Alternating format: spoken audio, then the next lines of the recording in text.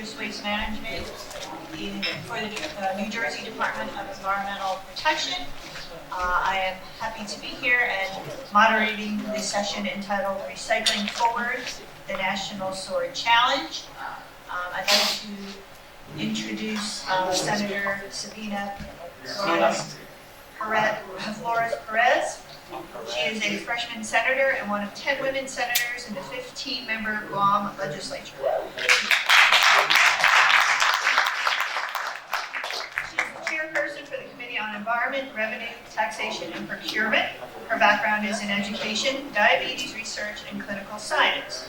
For the past 15 years, Senator Perez has devoted hundreds of hours to promoting environmental causes from an indigenous lens, and including protecting rights to water, defending human rights of Chamorro self-determination, and advocating for protection of native and sacred lands and resources. Her goal as a senator is to increase the sustainability and resiliency of our people and greater agency and accountability of government. Welcome, Senator Perez. Buenos and half a day, everyone, and thank you for being here, and thank you for that introduction, Karen.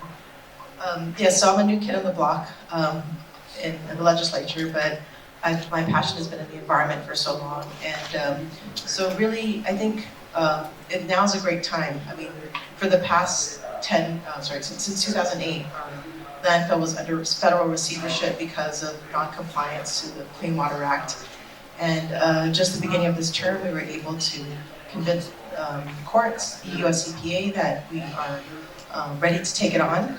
And what was required is that we had to provide the financing for the expansion of the cell, a new cell, and which at the tune of $30 million. Okay, so this to me is the externalization of environmental cost when it comes to our consumerism.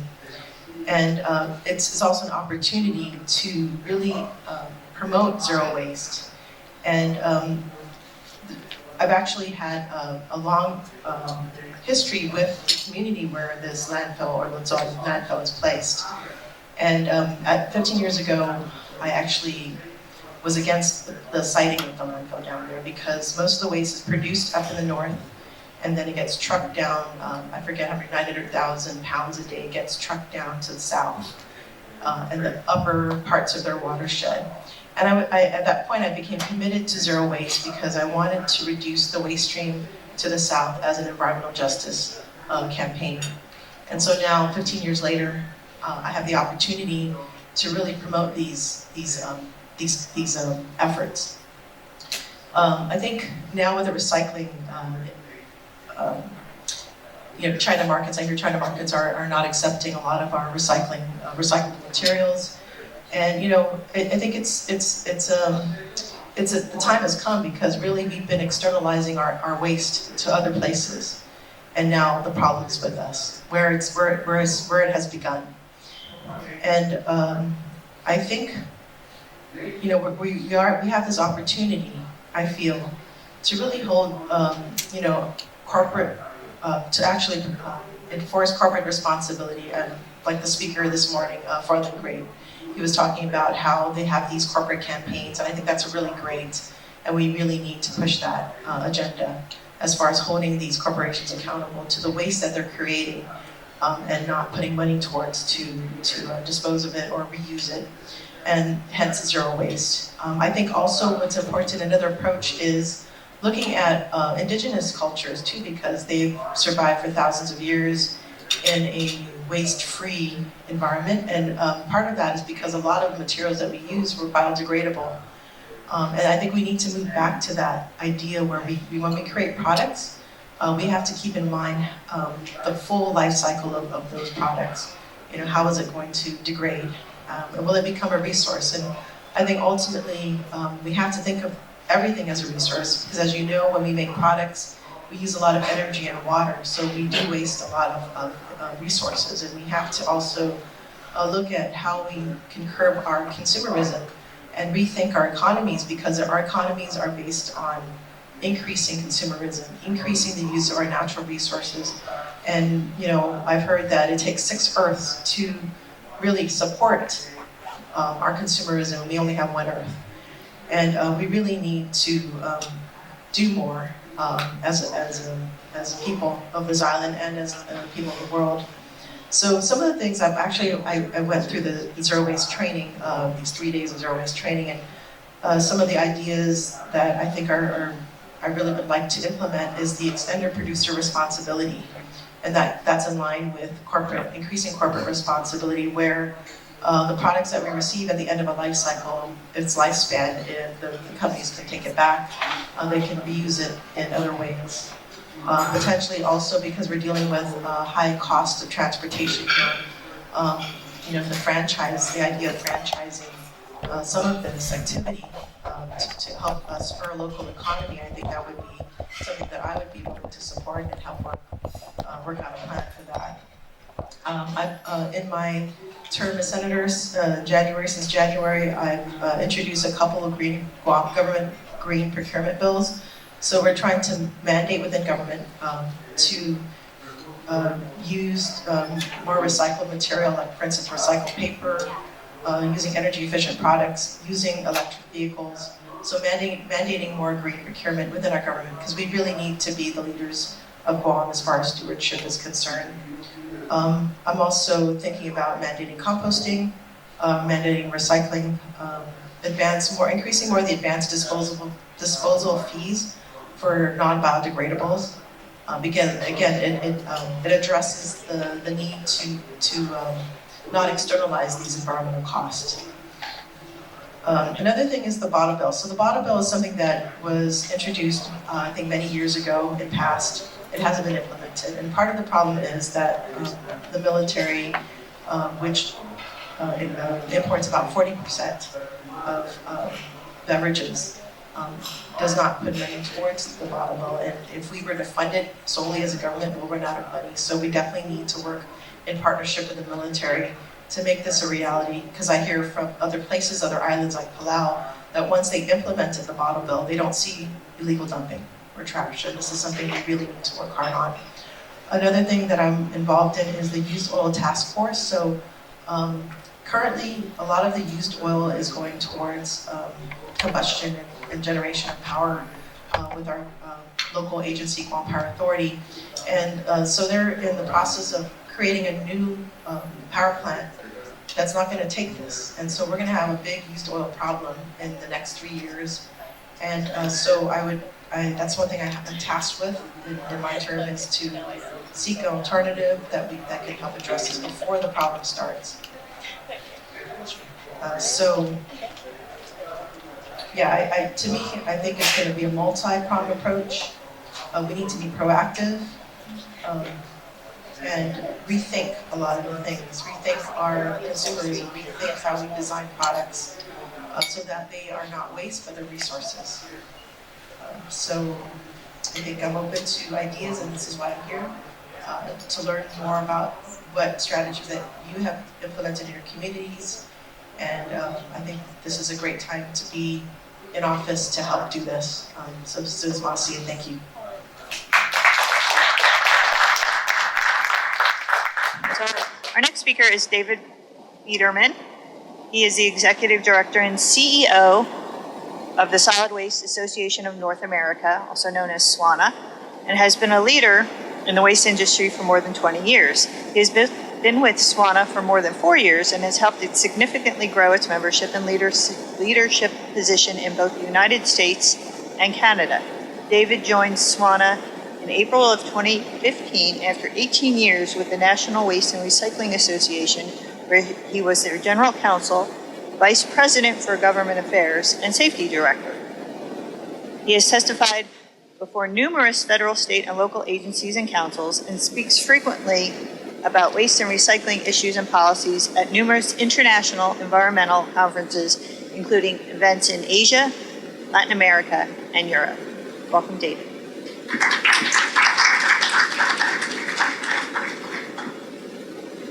Thank you. Half a day.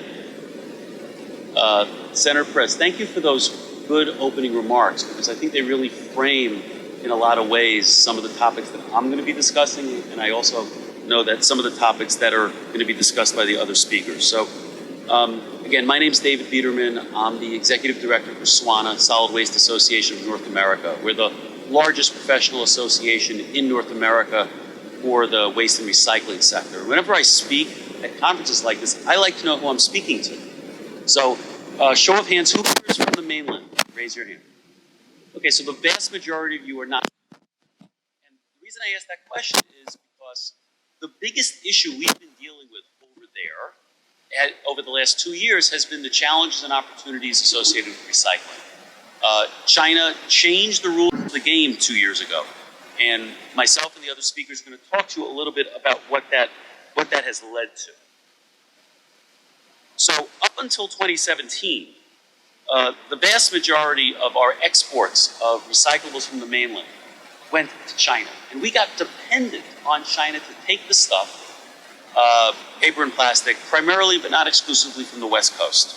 There was this little blip in 2012 and 2013 that some of you may remember, known as the Green Fence, when they imposed some restrictions on imports, and that caused the shudder through the marketplace. But eventually that was forgotten, and we started sending more and more material to China. At the same time in the United States, we were switching over increasingly to what's known as single stream, where you put all the paper, the plastic, the metal, the glass, all into one container, and then that municipality or private sector company takes that stuff and sorts it out into various saleable commodities. But the problem with that is that the contamination rate, the rate of the amount of residue, the amount of stuff in there that actually isn't recyclable increased as well. And I'll talk about that in more detail. And when we were in the plenary sessions earlier, I think this point was made very, very well. We sort of have forgotten about the hierarchy of waste, which is that we're supposed to reduce first, right? Generate less waste. I wish I could generate just 2 kilos in a year, the way that guy does, but I have 3 kids, so that's never gonna happen. But certainly reducing the amount of waste that we generate is the first step. And reusing things is the next step. And only then should we be looking at recycling. And recycling grew in the United States so that more than 1/3 of all the solid waste generated in the country is recycled. But we were exporting a significant chunk of that material until this movie came out. How many of you are familiar with a movie or a video called Plastic China? Okay, only a couple people. So in late 2016, a very brave Chinese filmmaker made a documentary about a family in a small city in China and how they worked in the recycling sector and about how they were picking out plastic and picking out metal and cleaning e-waste. And we understand that the senior leadership of the Communist Party in China saw this video. The result were the restrictions that I think many of you are familiar with that went into effect last year, so that now China no longer accepts either mixed waste or post-consumer plastic, and to the extent that they're accepting other recovered material, it is subject to a contamination standard of 0.5%. So that has very, very significantly limited the amount of recyclables going over to China. The amount of recyclables going over to China in the first quarter of 2019 was less than half of what it was in the first quarter of 2017, according to US federal data. So where's all that stuff going? I think you probably know the answer to this. It's going to a lot of other countries in Asia. We've seen a significant amount of material, particularly plastic, go to Southeast Asia. These countries don't have the infrastructure to manage waste and recycling very well. And so these countries began to impose their own restrictions in 2018. And in fact, last night, as I was jet lagged in my room, I read an article about the standards being imposed by some of these countries and the restrictions that they're planning on implementing. They originally wanted to ban all of the imports, but now they've rolled that back to only allowing imports in if they meet certain specifications. We've even seen some countries send material back. So the Philippines has sent a shipload of material back to Canada, and Malaysia is talking about sending material back to the United States and other countries. Malaysia really got inundated by plastic waste as a result of China shutting its doors. And this wasn't because the United States was doing something bad, because this is a very important point to make. Recyclable material is bought, it's not sold. It doesn't go somewhere unless somebody's willing to pay for it. So what happened is that Chinese companies began to set up shop in Malaysia and were buying American plastic, and it was going over to Malaysia. Now, I found out about this the hard way. Last October, I was in Malaysia speaking at a conference, and somehow the US Embassy heard about that. And somebody from the embassy came to the conference and summoned me to the US Embassy to meet with the ambassador. Because she wanted to know what the heck was going on with all these plastic containers coming to Malaysia, because she was getting a lot of pressure from the government. A year plus late, almost a year later, this issue has not yet resolved. This is a very, very hot political issue in Malaysia. So, these marketplaces are not going to last forever. We need to find better homes for the material that we're generating. And as I said earlier, we should be generating less material. So how are local governments responding? SWANA represents primarily local governmental entities, cities and counties, as well as people in the private sector who partner with cities and counties. So what we're seeing in the United States on the mainland is that a lot of local governments are being forced to renegotiate their contracts. So it used to be that a local government would get $10 or $15 per ton that went through the front end of a recycling facility. That doesn't work anymore when you have to pay to get rid of the recycling at the back end. So the economic model upon which many contracts were based is now upside down. And so we're seeing a lot of local governments make adjustments and renegotiate their contract to pay to get rid of recycling. The second response that we see a lot is if local governments are having trouble finding a home for plastics, they're no longer collecting plastic at curbside. And they're saying, well, if you want to recycle it, bring it to a convenience center, bring it to a drop-off center, or you can put it in the waste, put it in the garbage.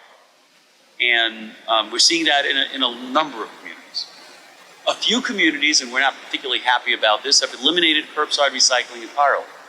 That's problematic because it's not easy to just turn it off and then turn it on again 6 months or a year later.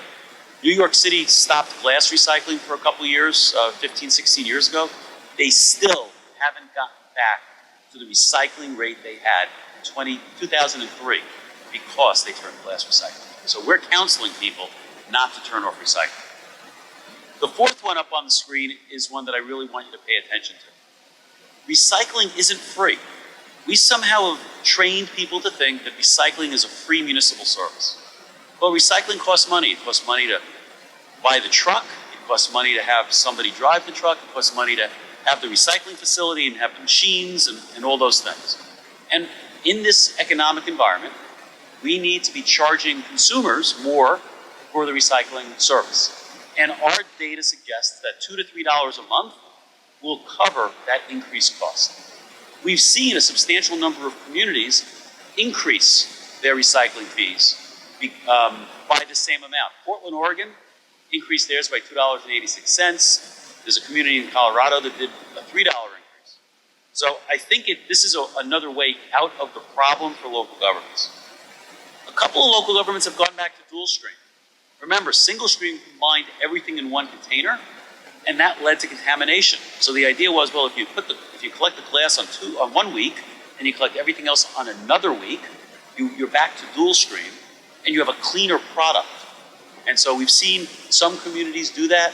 The jury is still out, frankly, on whether that's successful. But anecdotally, I've seen some good results from a couple of communities, particularly in New Jersey, actually. But lastly, the one that everybody's talking about is reducing contamination. Because everybody knows that one of the things that got us into this mess is the fact that, well, we're not good at recycling. We need to clean it up at the curb. We need to only put in the blue bin the stuff that's actually recyclable. And we need to educate our citizens, our residents, better about what's recyclable. We can't be having posters that say recycle number 1 through 7, because most people don't know what 1 through 7 is. We need to tell them very specifically, and maybe less words and more pictures, and multiple languages as well.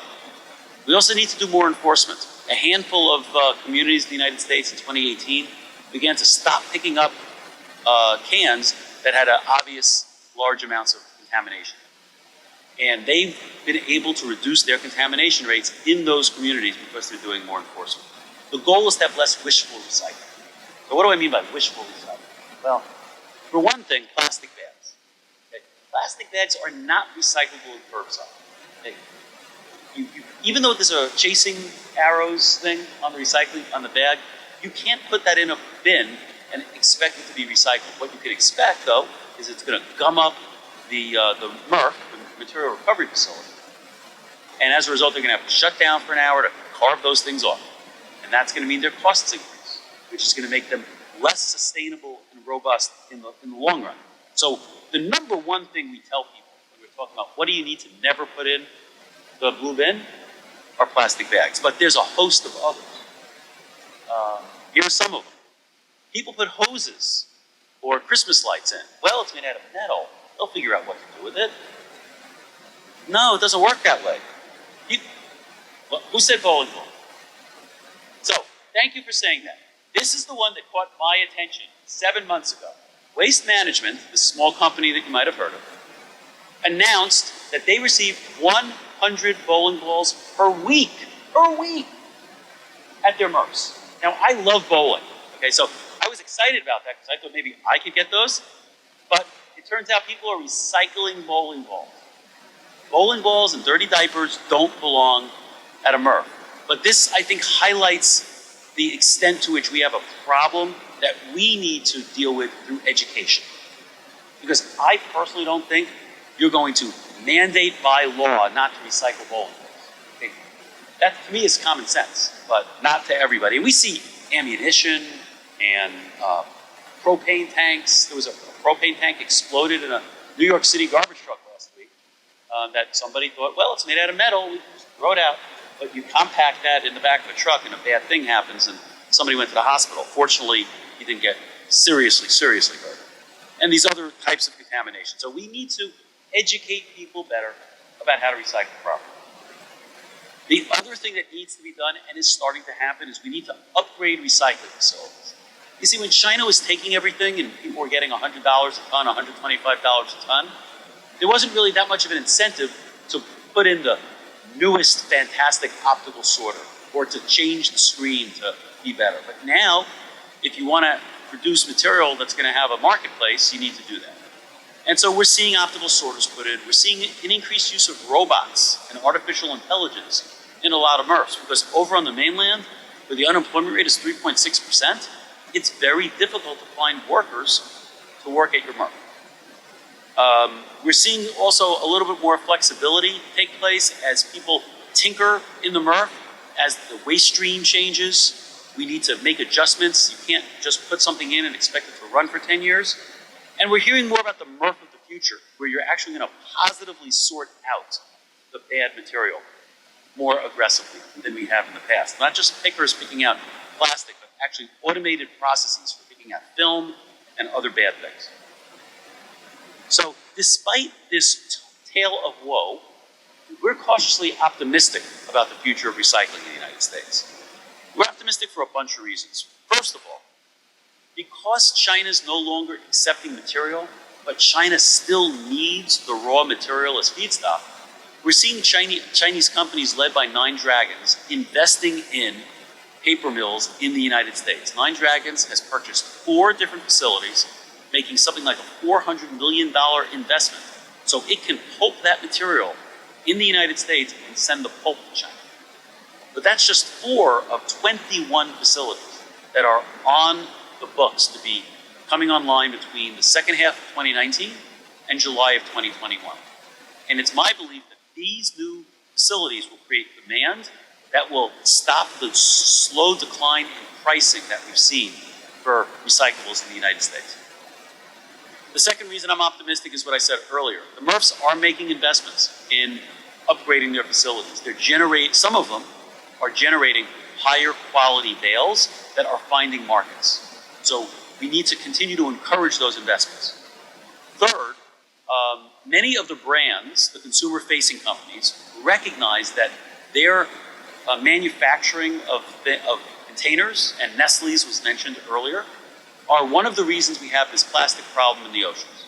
So they're making all sorts of recycled content goals, And I applaud that because it isn't fair that the consumer companies are externalizing the cost of disposal of their containers on the waste sector. So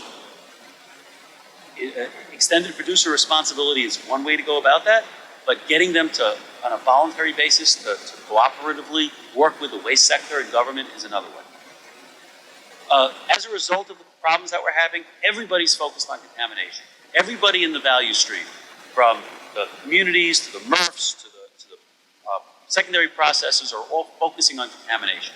And that's leading to a decline in contamination rates, not just in the cities where they're doing a lot of enforcement, but at national companies as well. So there's a reason to think that we're starting to turn the corner on the mainland in terms of contamination rates. There's been a lot of increased cooperation. I'm going to talk about that in a little more detail in a moment. The Basel Convention is an international treaty that regulates the movement of hazardous material between countries. A couple of months ago, that was amended to include plastic. It is a plastic picture-oriented, not word-oriented, that we can communicate everywhere. Figure out what the best messages are, figure out what's working, and then get it out to 320 million Americans. Secondly, we need to improve our material management infrastructure. We need to figure out ways that everybody can come together to see what the best practices are and how to run a MRF, what are the best funding opportunities from local government, state government, federal government, nonprofits like the Ellen MacArthur Foundation, and give everybody a chance to know where those opportunities are. Third, we have to strengthen the secondary materials markets. So we need to look at not every single community as an island unto itself, but look for regional opportunities to collaborate. There's no reason, for example, in Florida for Tampa, Clearwater, and St. Petersburg, Hillsborough County, and Pinellas County, the communities that all are around Tampa Bay, to all have separate individual recycling programs that message differently. That's a great example of a place where we can collaborate. And then lastly, we need to do a better job of measuring recycling, because we traditionally measure recycle based on the weight of what's recycled. How many of you have used a plastic water bottle sometime in the last 10 years? Raise your hand. It's okay, you can admit it. Okay, those bottles are getting thinner and thinner, right? Because there's less plastic in them. So even when those get recycled, the weight of the material being recycled is going down. We call that lightweighting. Well, that's happening with metal, that's happening with plastic, thank you. That's happening everywhere. So we need to work on that, and we're compiling all the different metrics so we know better, we have a better understanding as to what needs to be done in the future. So all these work groups are meeting, all these work groups are getting together, and what's going to happen is that this coming America Recycles Day on November 15th of 2019, EPA is going to release the framework. It's going to be actually part of an entire weeks-long series of events that start on Veterans Day, which will be that Monday, and culminate on that Friday, where we're going to be talking about recycling. And it's not that we're going to stop our work there, but that's going to be a very, very important step in the process to making America's recycling system more resilient and more robust. And we're fortunate that EPA looks to SWANA as a leader in this space, and we're helping them guide the messaging as well as some of the planning for the events. The very last thing I want to mention on a federal level is something we're doing in Congress in the advocacy space. So while we're pleased to be working with EPA, anything we do with EPA is going to take years to take effect. And what local governments need the most right now is money. Who would agree with me? Do local governments need money? Oh yeah. Okay, so we figure if Congress can fund $1 trillion budget deficit, and Congress can have an infrastructure bill that was in the 15 to 20 billion dollar range when it was being discussed. Well, asking for $500 million over 5 years to give to local governments and others for recycling, that's like a rounding error. That's like a small amount of money. So we have created a coalition that's asking Congress to introduce something called the Recover Act. It would authorize EPA to get the $500 million and distribute it to the states according to some methodology based on population or based on solid waste generation. And then that money would be distributed by the states to eligible entities within each state on a competitive basis. We briefed the Recycling Caucus on Capitol Hill on June 7th about this.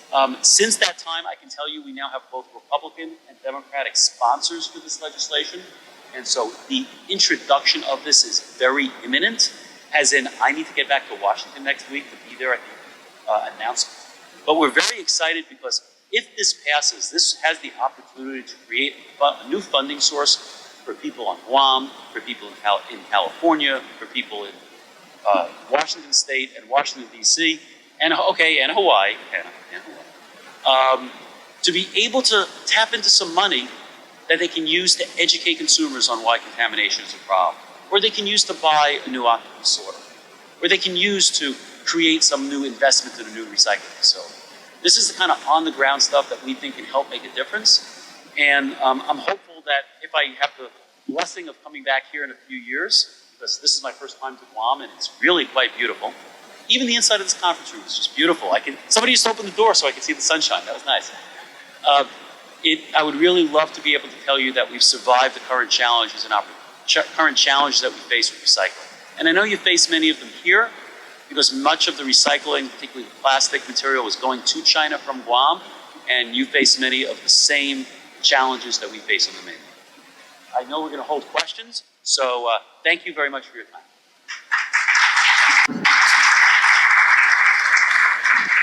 Now I'd like to introduce Danya Rodriguez, who is the Executive Director of the Association of State and Territorial Solid Waste Management Officials in Washington, D.C. She has 25 years of demonstrated national environmental experience with expertise in the field of technical, financial, and policy development, and serves as a liaison between the states, territories, and numerous federal agencies such as EPA and DOD on important policy issues. Prior to her career with Atomo, Danya worked for the American Petroleum Institute. And Delaware have mentioned that they have actually gone down 10% in their recycling rate. So you'll see right there, they've gone from 45 to 35. There's a great link in that in the presentation. I know that all the presentations will be made available to everyone. That gives you a state-by-state breakdown on what they're seeing. And they'll have a little bar that basically says like less, middle, and like heavy. And some states are obviously having heavy impacts, so you'll see like a California or less, and really maybe some of the southern markets because they're not doing too bad there. And you've already heard a lot about the glass and like anti-contamination campaigns, how we need to educate people, the market development opportunities. So I'm going to talk a little bit about this over the next couple of slides. So you keep hearing so much about plastics, and I think that's the biggest problem for us. And this was amazing. In 2015, you can see how much Americans bought 111 billion. And when I was telling this to my husband, he was like, "Are you sure? Really, that's the number?" And that was in 2015, so 4 years ago. And when you go and look to do some more research globally, that was 500 billion. And in 2021, which is less than 2 years from now, globally we'll be at 580 billion, which is like super, super scary. And it's really amazing to think that we're becoming a planet of plastic. You know, we're the ones that are creating it. And not to say that plastic isn't great, because it does have a wonderful, there's a need for it. But I think what you've been hearing so much is about our consumption of it. So the next one, we've been hearing so much about the single-use plastics. It's a banning, what people are doing nationwide, globally. And here's a great statistic in terms of what's being thrown out and what is or isn't recyclable. And I think it's something what Dave had also mentioned a little bit in his slides. I put this in here because you've been hearing so much about the confusion. And Dave, you mentioned it, so I was like, perfect. I have a slide on here that talks about the different, the challenge. And so we have this 1 through 7. So when you look at plastic, it has those numbers on it. And the numbers that are typically recycled are 1 and 2. So I live in Montgomery County, Maryland, which is outside of Washington, D.C., and they take all 7 of those. Right, Dave? I can ask him as my expert here. But it gets really confusing. And a great example is we were up in New Jersey for my husband's family's from northern New Jersey, and I was telling this to Karen and Ken. And one of the nephews was hosting everybody together, and I'm like, oh my God, look at all this plastic in the trash. And I'm a trash picker. How many of us are like about trash pickers, right? You go around, you pick up trash. Exactly. I love seeing all the hands up there. And I'm like taking out all the Solo cups from there. Well, they're not recyclable in New Jersey. So I learned my own lesson that once again, all recycling is local. Because I was thinking from where I was coming from that they take everything, where when I put out our stuff once a week, it doesn't matter. But you'll see here where the percentages are and the difficulty. I don't know if we can click on this link. Is it possible? I won't try and take up too much time because we've been hearing so much about the plastics. Nope, it's not working. What's not? Nope. Well, this presentation will be made available. There's just a great more information in terms of like what we're consuming. It's amazing you heard so much about the plastic bags, and in the US, everybody pretty much uses 1 plastic bag per day. Not like we all do, but that's just the average rate. In Denmark, they use per person 4 plastic bags a year. So it's really amazing in terms of like, again, our consumerism.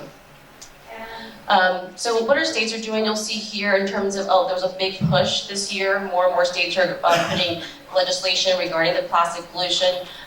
Where I live in Maryland, in January 1, no more polystyrene foam containers. Again, what California's been doing, the only statewide with the action plan. Hawaii and California, again, are what they're trying to reduce their, or increase, I should say. Some more, this is just recent, just last week, both the Maine and Vermont governors signed those single plastic bans in terms of what the fees are. And also Vermont's going to be doing the foam containers as well. Rhode Island also is really close to the plastic ban legislation. It's coming out of their state senate and their governor's expected to sign soon. And I think people are really focusing so much on the plastic bags. One, as you heard David, you're not really supposed to put them in your recycling bin. I know people are like, but I'll never use it. That's great, but then it's going to get thrown away. And we know that plastic really takes, it's an average, 500 years for it to decompose, and it's going into the landfill. So there you go in terms of your impact on the gases and climate change, and so there's this whole cycle in terms of why we need to reduce our plastic consumption. In Fairfax County, which, is that where you live, Dave? Dave lives in Fairfax County, Northern Virginia. And this link, again, when the presentation is made available to everybody, shows you what Fairfax County is doing at their landfill in terms of taking the glass, which is being taken out of the recycling stream. They're taking it and grinding it down and using it, as you see there, in those 3 aspects. And that link will show you the video of what they're doing.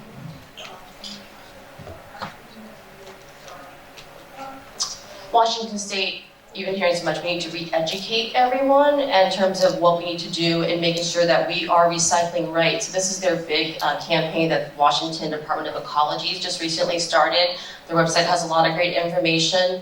But I think you heard, I mean, things are dirty. It doesn't take much time if you just take your peanut butter jar, your pasta, your marinara jar, just rinse it out in water and put it there and make sure that it's done correctly. But then again, Washington and Oregon don't take glass in their recycling stream, but again, just helping to reduce the contamination. So this is their big push right now. I took this picture last year. National Geographic Museum is right down the street from our office, and I went outside at lunch one day, and they had put this up there, and I just thought it was really amazing because when you first look at it, you think it's an iceberg, but it's a plastic bag. And so I just thought it was just really, really clever and just so smart, and to show what the impact it has. So this is another one, pulled it off at Instagram, and just some great facts. And you've been hearing some of that already this morning, and it's really crazy to think that in just a little more than 30 years, we'll basically have more plastics than fish in the ocean if we don't really change what we're doing. And it's sad, and the mama bird, the baby bird. So it's like, it's really, really crazy. I mean, obviously those links are lies. You can click on that, and obviously big news, 2 months ago about the Mariana Trench, and what did they find? A plastic Coke bottle when they went down there all the way, so it's everywhere. This is another one sort of in your face. And we, as Froiling was saying with the turtle this morning on his presentation, in terms of plastics and our marine life. So this one really gets added, saying like what the plastic bag is doing to the turtle and to the ocean. So it's almost like a Scared Straight campaign. And it's another great organization, so when you click on that one, it's really, really great. So it really goes to what do we need to do. It's a collective we, and you heard David mentioned some of this, really the education, the outreach, changing our habits. America's Recycles Day, as David mentioned, Oswamo also signed the pledge with Swana and others on America Recycles Day on November 15th. Keep America Beautiful. They actually, you can go onto their website and you can personally sponsor your own America Recycles Day in your community. So again, it's just the power of one, somebody going in there and organizing something. And this is from that November 15th, Keep America Beautiful, they hosted in the morning a focus group meeting.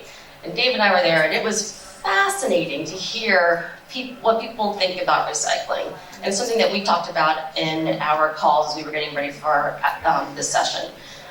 We were really spoiled to think that we can just put everything out the curb and it gets taken care of. You don't know where it goes, it gets taken care of, it's a big deal. We've been spoiled. And again, people think that people are making money off recycling. As we now know, that's not the case because of the markets. And it really showed a gap between the generations and people, and just how we need to help educate folks on why we need to recycle. And you've been hearing a lot about the corporate social responsibility, the CSR. People really love that. I think when you see, a company, Fortune 500 company that's doing really great things, you're like, oh, I'm gonna buy them. I'm gonna go spend my money to get something that they're doing good for the environment. When you see something that says, this supports the World Wildlife Fund or Nature Conservancy or whoever. And so I think it's a big thing for many of us. And I think you'll see a lot more of it as we go on. So this was interesting, clogging. So you can read for yourself where it started, just over 2 years ago in Sweden. So you think about it, jogging in plastic. So clogging, that's where it came up. So this person's going out on their little run and putting all the little plastic containers in their little spandex in the side. Not just for your iPhone, it could be for plastic that you find on your run. Again, that's trash pickers. So it's kind of interesting. And just the simple things we've been talking about, what you can do to lessen your consumption. We are all consumers. It's so easy for us to think about what we can do, and it's just the little changes. And it's hard. I mean, it's amazing that what Furlan does with his consumption. I know there's a gal in Toronto, she's been on TED Talks, that everything that she has is in one bag for the entire year. Make your own soap and make your this, and I don't have time for that. So it's like, what can I do to help maybe not buy as much plastic? Obviously, when I go to the grocery store, I have my own mesh bags that I can put my produce in. Obviously, all my reusable bags, your straws, and all the great bamboo products that you can do. So the simple rules, I think, again, check local. It's going to differ. It's not going to be in the same in the state. It's not going to be in the same even your county potentially. Your reuse, what we heard earlier too. Know your exceptions. Again, not all plastic. Thinking back to that 1 through 7, how different that is. Recycle, clean, and repurpose and donate. It's amazing what you can do. Something you think is your trash, somebody else's treasure.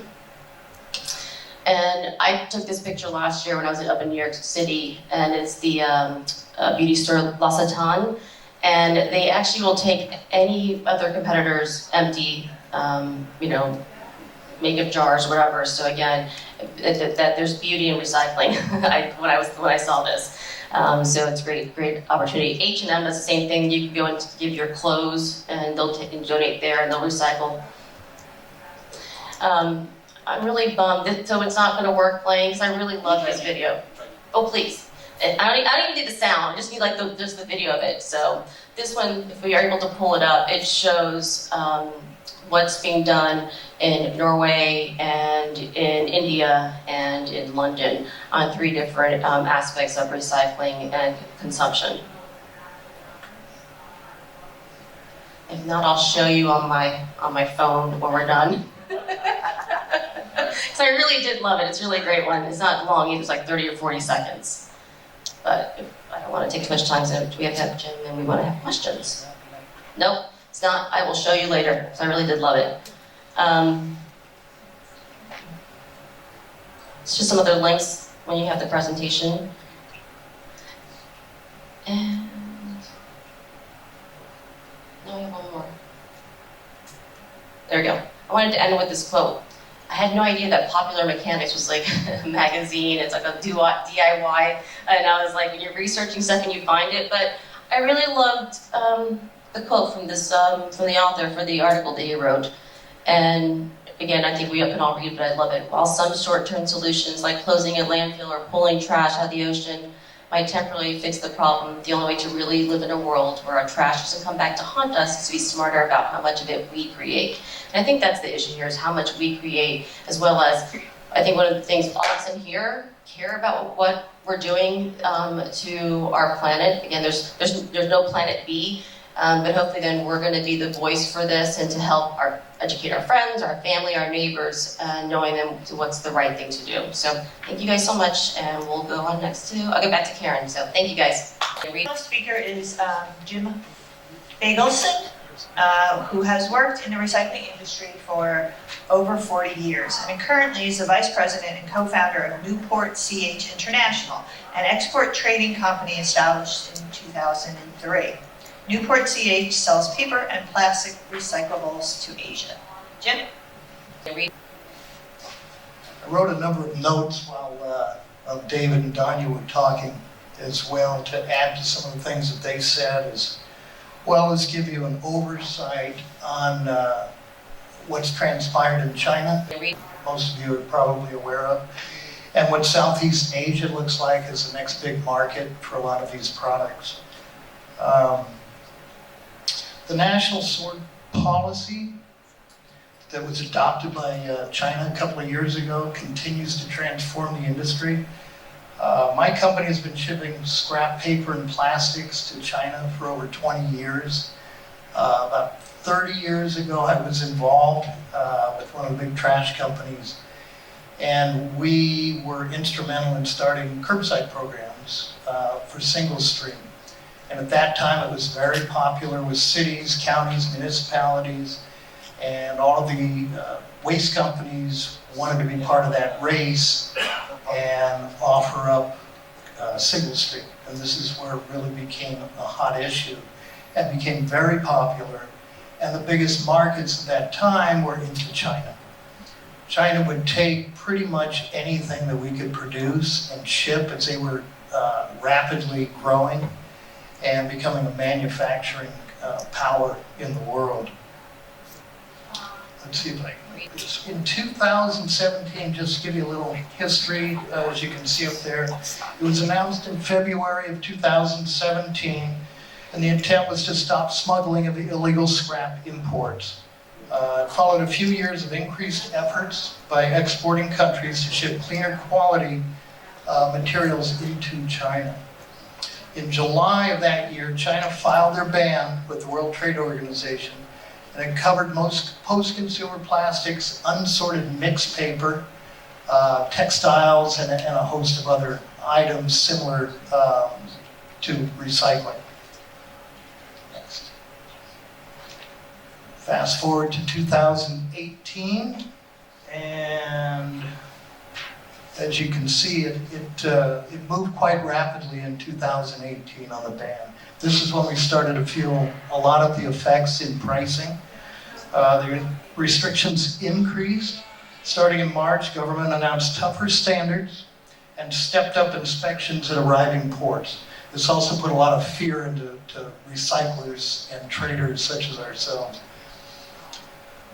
In April, recyclers were told that additional bans will go into effect beginning next year. Starting in May, all containers arriving in Chinese ports will be inspected, and that did happen, so that put, again, a lot of fear. Okay, then fast forwarding to 2019. China has reiterated its goal of a total ban by the end of this year. There's a lot of discussion about that.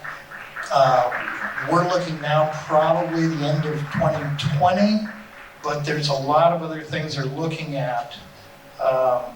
Their statement is, quote, materials that are generated from harmless processing of solid waste will not be classified as solid waste if they meet China's national quality standard and don't pose risk to public health or ecological safety.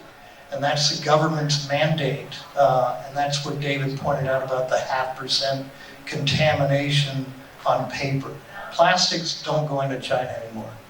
Some of it may make its way in through Hong Kong, some of it's been smuggled in through Vietnam, but there's essentially a complete ban on any scrap plastic at this point, including PET bottles, which we used to send a tremendous amount of PET bottles, which are relatively clean, not into China anymore. So that's changed quite a bit.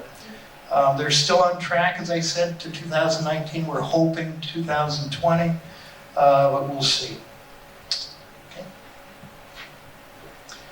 All right, let's talk a little bit about scrap paper and how that's going to impact the markets for export.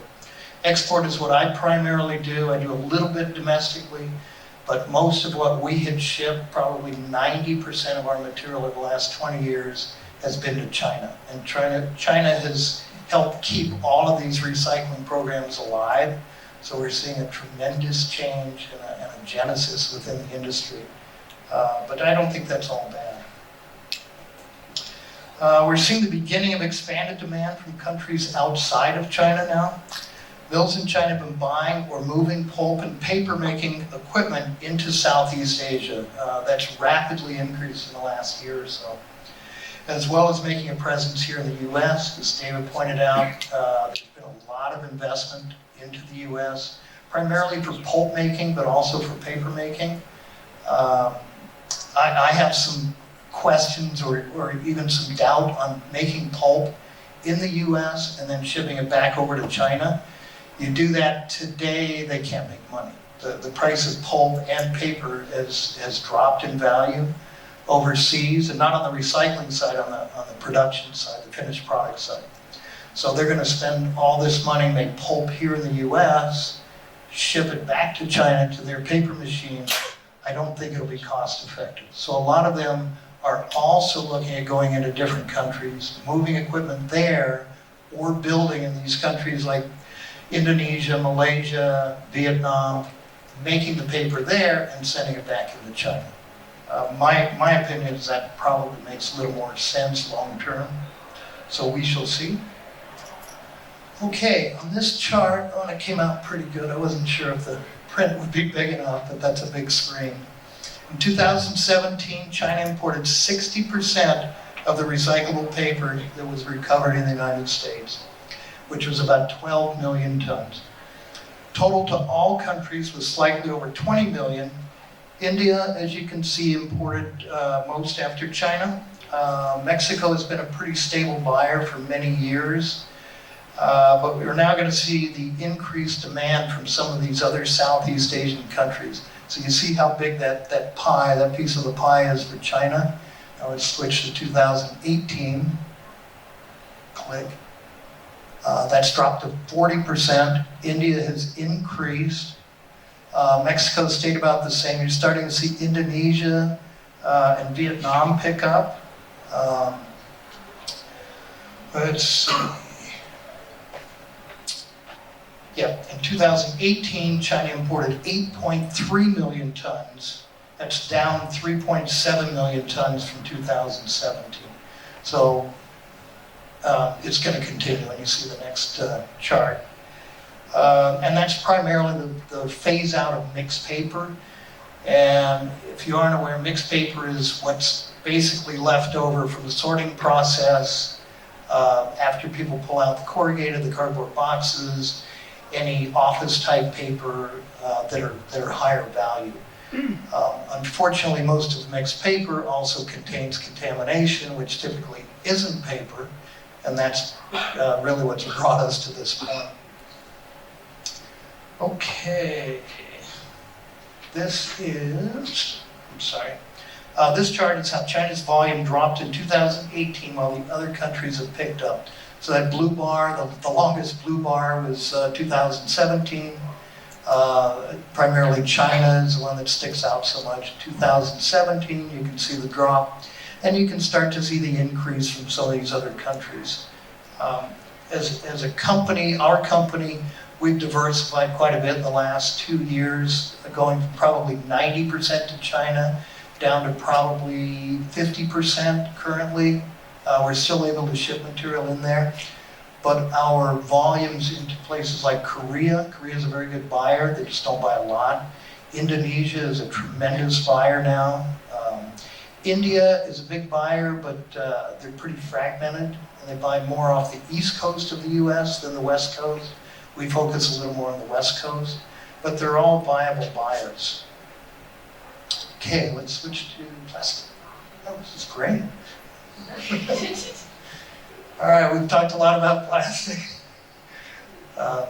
Danya's presentation on plastic was very good. I'll elaborate on what's happening with the markets. And I think more people hear about this than they do the paper, primarily because we see it in the oceans, we see it on the sides of the roads, everywhere. It's become a tremendous problem. Last year was certainly a turbulent one for global plastic markets. China's ban on most scrap plastics created a chaotic demand from other countries. Exporters quickly jumped on any options for moving plastics to other homes. Millions of pounds flooded the Southeast Asian markets. Many of these countries began instituting their own restrictions, and the market quickly deteriorated. You probably read some of this. Malaysia was one of the biggest ones. David talked about that. It wasn't so much that they didn't want the material, they didn't know how to handle it, and the ports are not big. They're not geared up to handle the influx of containers like China and even some other countries are. So it literally flooded the country with containers. Shipping lines were upset because they couldn't get their containers back. So it wasn't really that the material was bad, they just couldn't handle it at that point. Let's see, prices dropped dramatically, as you can imagine. Shipping lines started refusing cargo. They didn't want stuff to leave the US so it wouldn't get abandoned or stuck in a port waiting to get unloaded. We're talking months. We're not talking days or weeks. We're talking months that containers sat there. Thousands of containers. It wasn't just Malaysia. Vietnam got hit. Thailand got hit. Taiwan was still buying a fair amount. So it was a big problem and continues to be, but in a different way today. All right, another chart on plastic. Again, you can see China was about a third combined with Hong Kong, because a lot of material was going into Hong Kong just to streamline the process to get it into China. So over half the material that was generated in the US was heading into China and or through Hong Kong. As you can see, the other countries, Canada bought a fair amount. That's pretty stable. Mexico's pretty stable. But you'll start to see Vietnam, Malaysia, India, and Indonesia was only 2% in 2017. Now we'll take a look at 2018. And there's China, 5% now. So it dropped tremendously. Hong Kong still had some. Basically, people were smuggling in through Hong Kong at that point. It dropped quite a bit, but not as much as directly into China. Now you see Canada brought up a little bit. Now Vietnam, Malaysia, huge jump. You can see that. Thailand started buying a lot. Indonesia still hasn't gone up that much, but it has this year. In 2018, let's see. Yep, China only 5%, as I mentioned, 11% into Hong Kong. Part of this was due to the overwhelming congestion of the ports that I mentioned and the lack of regulations in these other countries to ensure that the material is being handled properly. And now you'll start to see Indonesia has picked up, and Indonesia is probably our biggest buyer for plastics today. We do ship some into Malaysia, but it's difficult. It's difficult into any country now. Vietnam will take a certain amount of very, very clean plastics, typically film. India has pretty much cut off all the scrap plastics that aren't extremely clean, and even at that, it's harder to find. You can ship something to any of these countries, and they have a problem with it or a perceived problem, and they reject it. So you have a product that has a low value at this point, and you run into that problem, it gets very, very costly. And so generators of plastics today are reluctant to ship and get very little money for it and run the risk of it getting rejected. Okay, next please. All right, these were the countries in 2017 where most of the plastic went. Again, you see China and Hong Kong as the leaders in there. Let's look up to 2018. And again, you see China and Hong Kong down towards the bottom there, how they've dropped. Malaysia was now the leading importer of plastic at that time. Okay. This is an interesting slide. Oh, is it this one? Yep, this one compares February of each year from 2012 to 2019. This is in pounds of recovered plastics to all countries. And you can see it's dropped tremendously over time. And I think we'll continue to see that until everybody kind of gets their act together, including ourselves in what we produce and process in the United States. And this isn't just limited to the United States. Europe is having the same problems. Every country in the world that is exported to these nations is experiencing the same issues. So it's not just unique to the US. Sometimes we get the blame for having the most waste, which we do generate more than anybody else. But we also have a very good collection system for it. Unfortunately, I'll throw this stat out, I don't think either of you did, but I've heard only about 9% of our plastics is recycled in the United States. So most of it gets either thrown away or it doesn't get generated or used. Did you mention that? No. Okay.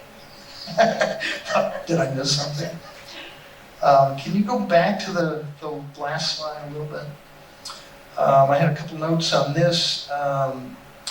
Exports on plastic from the US were down 35% from 2017 to 2018. And as I showed up here, the countries that increased in 2018, they underscore how little volume was really shipped into China. Most striking is the overall drop in material leaving the US compared with previous years. Last year, 2018, 2.4 billion pounds was exported, and that was down from 3.7 billion in 2017. US exporters shipped 374 million pounds of scrap plastic from January through March of this year. That's almost half of the amount exported during the same period in 2018. 67% less in the same period in 2017. So you're seeing a tremendous drop. Even though China effectively banned scrap plastic from import 2017-18, the small volume that entered the country still made it one of the largest importers of scrap plastic that year. So their appetite is absolutely huge. And it's really what's helped create these markets. The United States has production, and a lot of production of pellets. Probably more than we consume because most products are made outside of the US. I think we're going to see that change, at least some of that. The demand is always going to be there for scrap around the world, not just locally. Okay, switch back up. A couple more slides, and then we got a few questions, so I'll try to wrap this up. Okay, looking forward, non-China markets for plastic and paper. There's a little bit of the history from last year, how you see non-China markets starting to increase and the problems that they're facing. Vietnam has imposed, at the time, in May, temporary bans on scrap plastic. They have since instituted a complete ban, and in May, Indonesia required 100% inspection. Indonesia is a whole separate world of issues right now that would take about another half hour to explain. As you can see in the timeline, I don't need to go through every one of these. They're all faced with their own separate problems today. Okay, switch it forward. 2019, bring us up to the present. This is also for paper and plastic, not just plastic. Indonesia, even as I came here today, we're still not sure how customs is going to handle it. We're doing experimental shipments right now and hoping that they approve it. Next week could be a different story. Okay? And I'll wrap it up with this. Future markets, China probably will not go away, in my opinion, and I hope not for all of us. I think they will continue to take things like very clean corrugated, clean newspaper, office-type paper. I doubt they will ever again take a mixed paper or anything close to it. I think we're done with that. Korea has always bought clean paper. I don't see a lot of increase there, but it's a good home for material.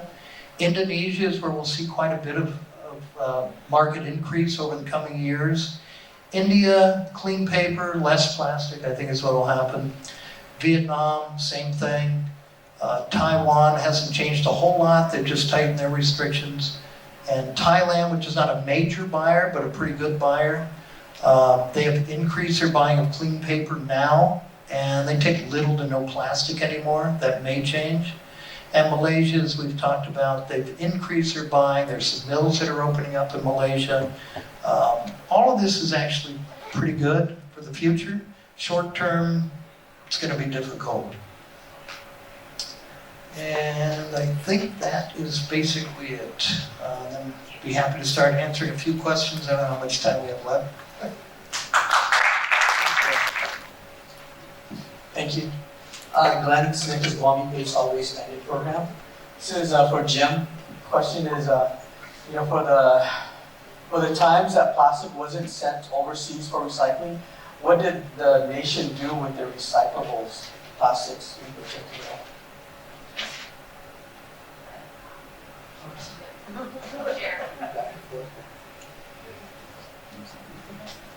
I don't feel there was a big concerted effort to recycle plastic. It was being done primarily in the U.S., but there's been demand for a number of years.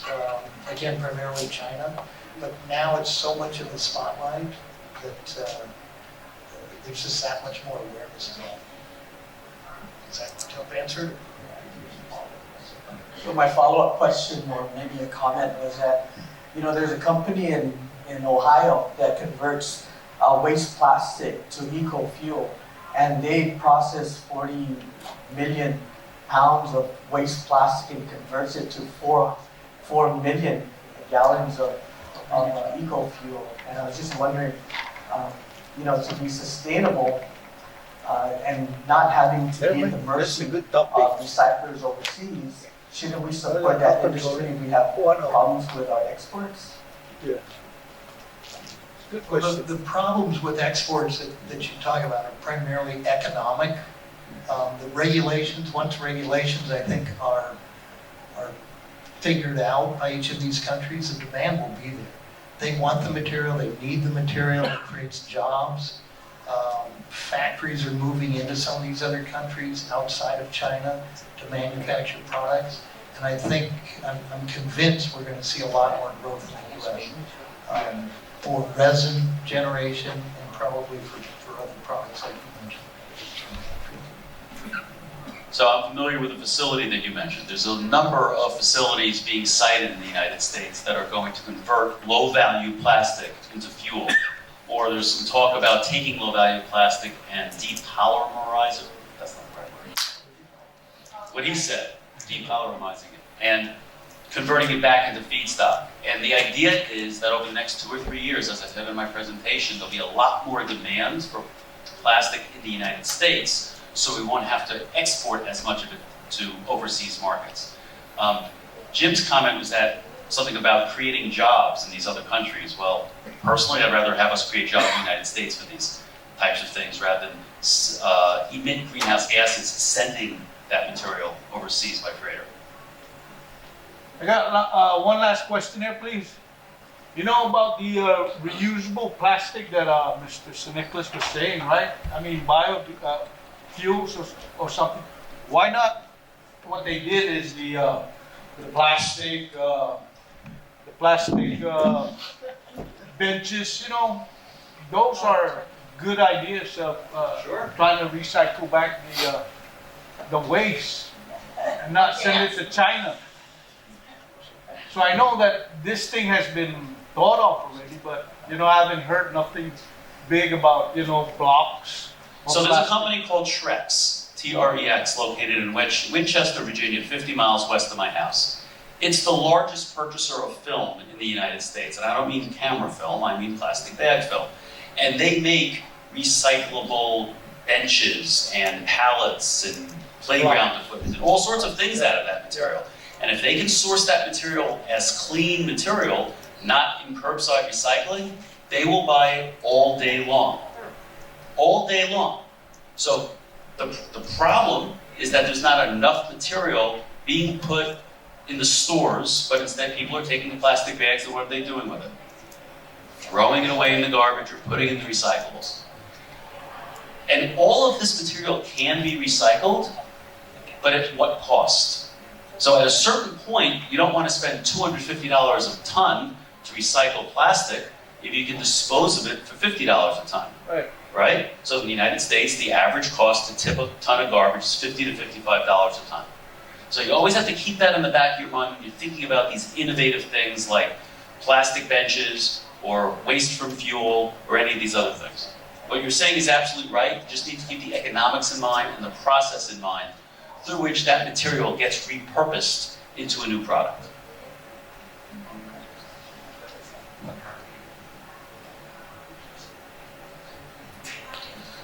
Bradley Nolan from Sprat. I once again apologise for my Australian accent. I'm a little conflicted as someone asking a question right now because I've been with Sprat for 6 months in the Pacific, working in a number of countries on waste management projects. But the last 21 years in Australia, was heavily involved in a number of significant projects, most recently on a national task force dealing with China sword. I am also someone who's sat in your chair. I introduced the first ever curbside wheelie bin recycling system to New Zealand, so I am a perpetrator of a lot of the problems that are existing as well. I guess what is striking me at the moment is, firstly, I appreciate the comments that came at the end, Jim. This is not a United States problem, this is global. This has been an issue for a while, and we've known about it since 2012, so shame on us as an industry. That being said, I'm wondering whether, and those of you who will get to know me over the next few years, I like to make challenging comments, so this is what this is. What China has done is they've turned around and said, we are generating this product ourselves.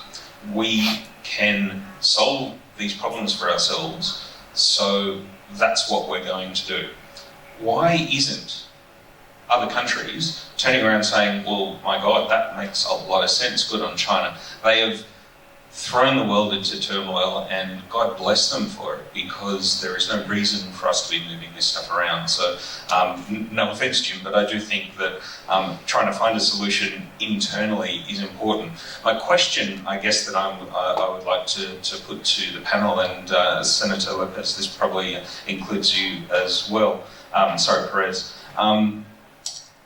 where many of the solutions that were being spoken about by all of you require economies of scale. Enough product to bring the price point down, with therefore the ability to put high-tech solutions in place to resolve issues. Small island developing states in the Pacific do not have the luxury of economies of scale. They, at the moment, probably do not have effective markets, and we do have a much stronger, in my opinion, based on some of the comments that have been saying about community engagement and behaviours, much stronger community commitment to being able to make things work. I guess the challenge now is how, when the traditional recycling methods and waste management opportunities don't exist in the Pacific, how do we make them work? How do we find solutions? And maybe, Senator, what is the legislative appetite for countries here in the Pacific to actually make some big calls, i.e. we have 6 of the 21 island states that have already put in bans on products. We have the EU, who has just put in a ban on 10 single-use plastic products. We've got Vanuatu that has done a large amount of data collection over the last year and a half, and they're actually bringing in a ban on disposable nappies in a month's time, because they've said 26% of waste to landfill is disposable nappies. I was in Papua New Guinea last week talking to a community that just had a road put in 2012. Up until that point in time, they did not have a single plastic or a waste management issue. They are now inundated. It is our current behaviour that is actually leading to all of the problems we have. What is the ability on a legislative appetite to actually force the people who are making the money out of all of this? This is pure CSR. We're talking about good product design, we're talking about everything else. Companies won't do it unless they need to. How can we make them do it? How can we make our communities understand the choice that's in front of them? And how can we internalise the management of all of these problems so we don't need to find an export market?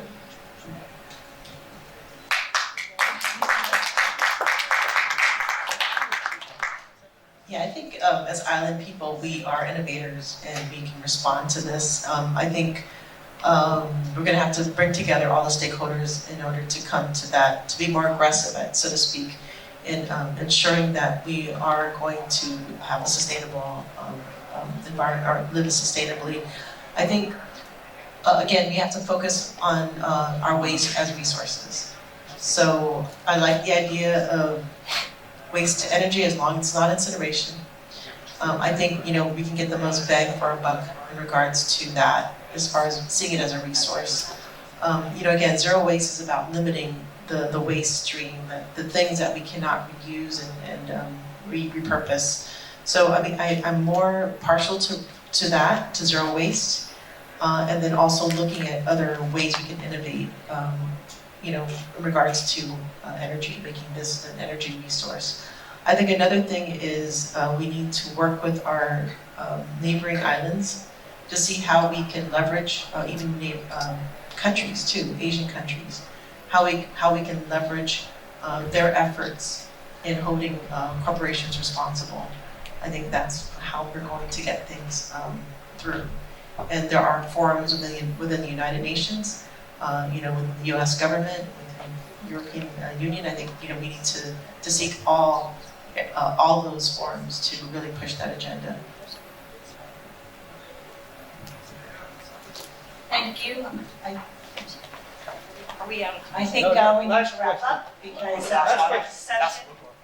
One more. Okay. I think we need to be quick. The next session is probably. Hi, I'm Susan from the Washoe Tribe in Nevada and California. It just really struck me that the problem is being rolled downhill, right? Like all of a sudden as post-consumers, as somebody that works with the tribe, we are trying to take this stuff out of the communities. And when I was a little kid growing up in Ohio, we had to put a nickel down for every bottle. Like, why isn't there emphasis on a national level to have these bottle taxes, this 5 cent, each state is different. I mean, you guys are putting a ton of energy into policy and legislation, but it seems like some of the simplest old-fashioned ways might be the best.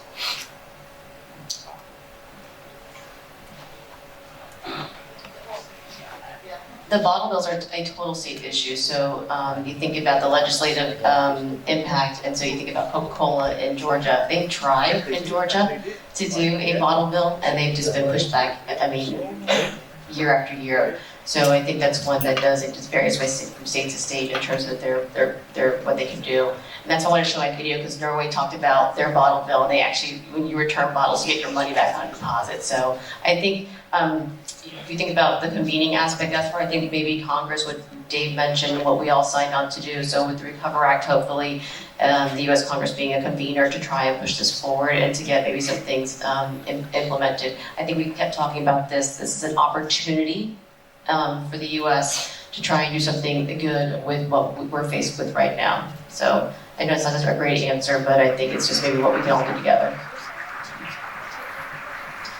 Okay, thank you very much. This was a great session, great questions. I believe the next session begins at 2:45 in this room, so stay tuned.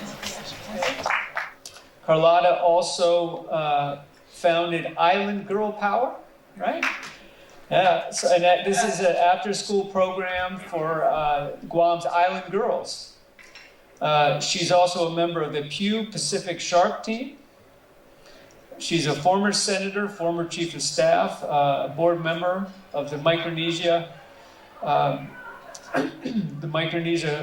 Trust, right? Conservation Trust. And she's been instrumental in passing over 9 laws that protect sharks, and that includes manta rays, right? All right. Carlotta, please. Welcome. Thank you very much. How are you? There's the clicker. Okay. Okay, thank you very much. I apologize for not changing the title of this. I apologize for that, but it gives you an idea. This was kind of focused around talking to lawmakers, and we have one here with us today, and she's also in APIL, the Association of Pacific Island Legislatures. So this was geared to talk to lawmakers. So the whole thing that I do when I go around and I'm trying to pass laws, shark laws, protecting laws, you have to convince lawmakers throughout the Pacific why they need your help. You know, when you come into them, lawmakers by a rule are kind of pretty bold and I don't need you, why are you here, I don't need you.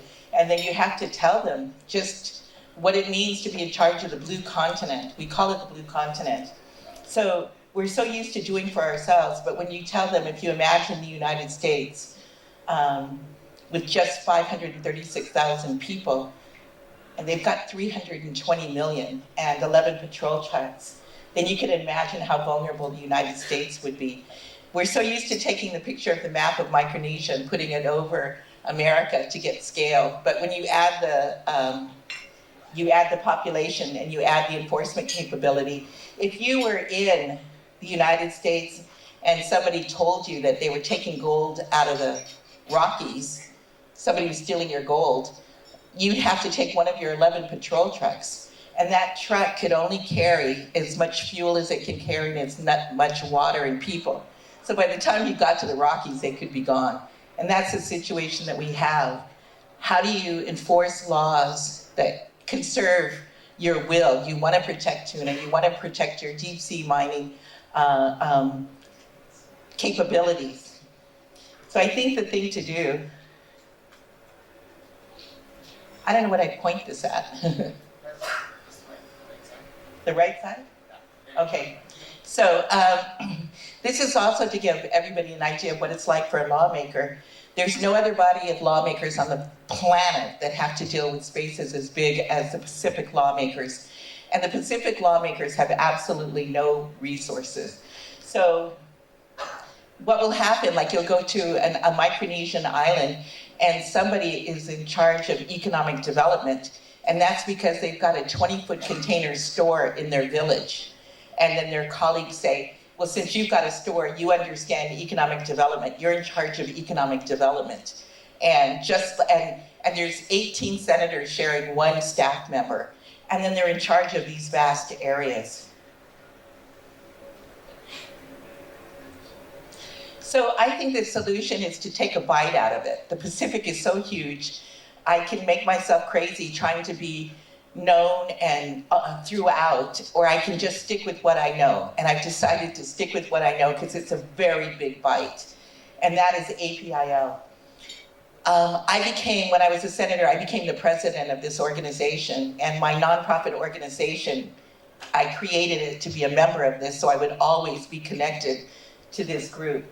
So my advice here is when you're trying to work with your natural resources and conservation, is to think of the lawmakers. I believe that the lawmakers never get the technical assistance and help and support that they need. All of the efforts are focused on the executive branch. There was a conference here a few years ago, and everybody was talking about conservation. And the judges were here, it was in this room, the judges from the region were here, the lawmakers were here, and the executive branch was here, and they were all pointing fingers at the lawmakers, saying there's not enough laws on the books for us to do what needs to be done. So I really feel that the lawmakers want the cutting edge, they need the help, they welcome informed voices, they welcome research. So I really am out here pushing for help to the lawmakers. And this is one of the reasons why I like this organization so much. It's rare to be around for as long as they have. So they have just grown and they have just strengthened. And they kind of hold together, and they're working on some really tough issues together. I think in the what we say is the oceans that touch us, touch you, and you can find our canoes in Papua New Guinea, you can find a certain kind of yam that we have that came from New Guinea, all these kinds of things that have connected us. But this is what it looks like in modern times to link arms. So here's an example of how APIL can be effective, this body. So that's what I would say to you. If you need help, turn to your lawmakers, arm them, give them the information, and work with them. And what worked here for us in order to get the kids involved and everybody involved in protecting sharks was the science. The science is what drove us. Because when you're dealing across vast, huge areas, and you've got different lawmakers, parliaments, bicameral, unicameral, and you're up against shark fin traders, you have to have science. There comes a moment where you walk into the president's office and you say, Mr. President, who are you going to believe right now? Who do you think knows what's best for your environment? The shark fin traders or the scientist? And you just got to lay it out like that. But you have to trust and believe in the science. So this is what happened. We turned to young people. We told them about the science. We told them how the sharks were endangered. And they made this happen. There's a school on Guam that's the home of the sharks. And they came down and they got this law passed, and it just triggered all through the Pacific. So I would say that kids understand science. So this is what it ended up looking like. It took about 5 or 6 years. But the amount that got put into protected sanctuaries is unbelievable. Palau, 233,000 square miles. The Federated States of Micronesia, 1,155,000 square miles. Kiribati, 1,327,000. French Polynesia, amazing, 1,840,000. And it gives you an idea of how vast our Pacific is, because then you go into the Caribbean and those numbers are dinky. You know, Bonaire, 3,747 square miles. I mean, I'm not scoffing at them, but Saba, 3,102 square miles. It just gives you an idea of how vast our Pacific is. This was a regional workshop. Everybody here came from all of the Pacific. We came together to form an enforcement workshop of what needs to be done. And this is made up of all those Pacific governments, their executive branch, their courts, their judicial, attorney generals, and they all said, what needs to be done? And they said, strengthen the lawmakers. Poor Kelly, she had no idea I was coming at her like this. But, so what they said is get the lawmakers to create a standing committee within APIL that is going to focus on illegal, unreported, and unregulated fishing. And they wanted to say, we've got to do a better job. We've said we've got shark sanctuaries. Now we want to do a better job of making those real. I'll let you read that. This is a blue boat. They're coming out of Vietnam, and they are like mosquitoes all over the Pacific. They're colored like that to blend in, and they're fast, and they escape, and they come in and they fish illegally. Our part of the Pacific, right now, we are surrounded with the richest fishing grounds in the world. And our governments around us have not been able to get a grip on that. We've got the richest fishing grounds in the world, and all around Micronesia, the infant mortality rate is frightening. They're spending less than $1,000 per year for education. In Chute, the people are working for 80 cents to $1 an hour. And they've got the richest fishing grounds in the world. It doesn't translate, it hasn't translated enough to quality of life. And because it's so vast, they're losing a third of it to illegal fishing. And a third of what does get put, a third of the catch is caught illegally, and another third of the catch is thrown back as bycatch because they caught something that they weren't going after. So it's a huge pillaging is the word for it. So this will show you that a marine protected area can work. That dark spot up there, that's a marine protected area. And everybody around it is fishing and benefiting, because when you have a marine protected area, what spills over from that is where you encourage people to go fish. So it'll swim out of the protected area and it'll go into that area. So that'll give you an idea, but it'll also show you that they're just chomping at the bit to get in there. Now, if you own that space right there, this is a terrifying sight.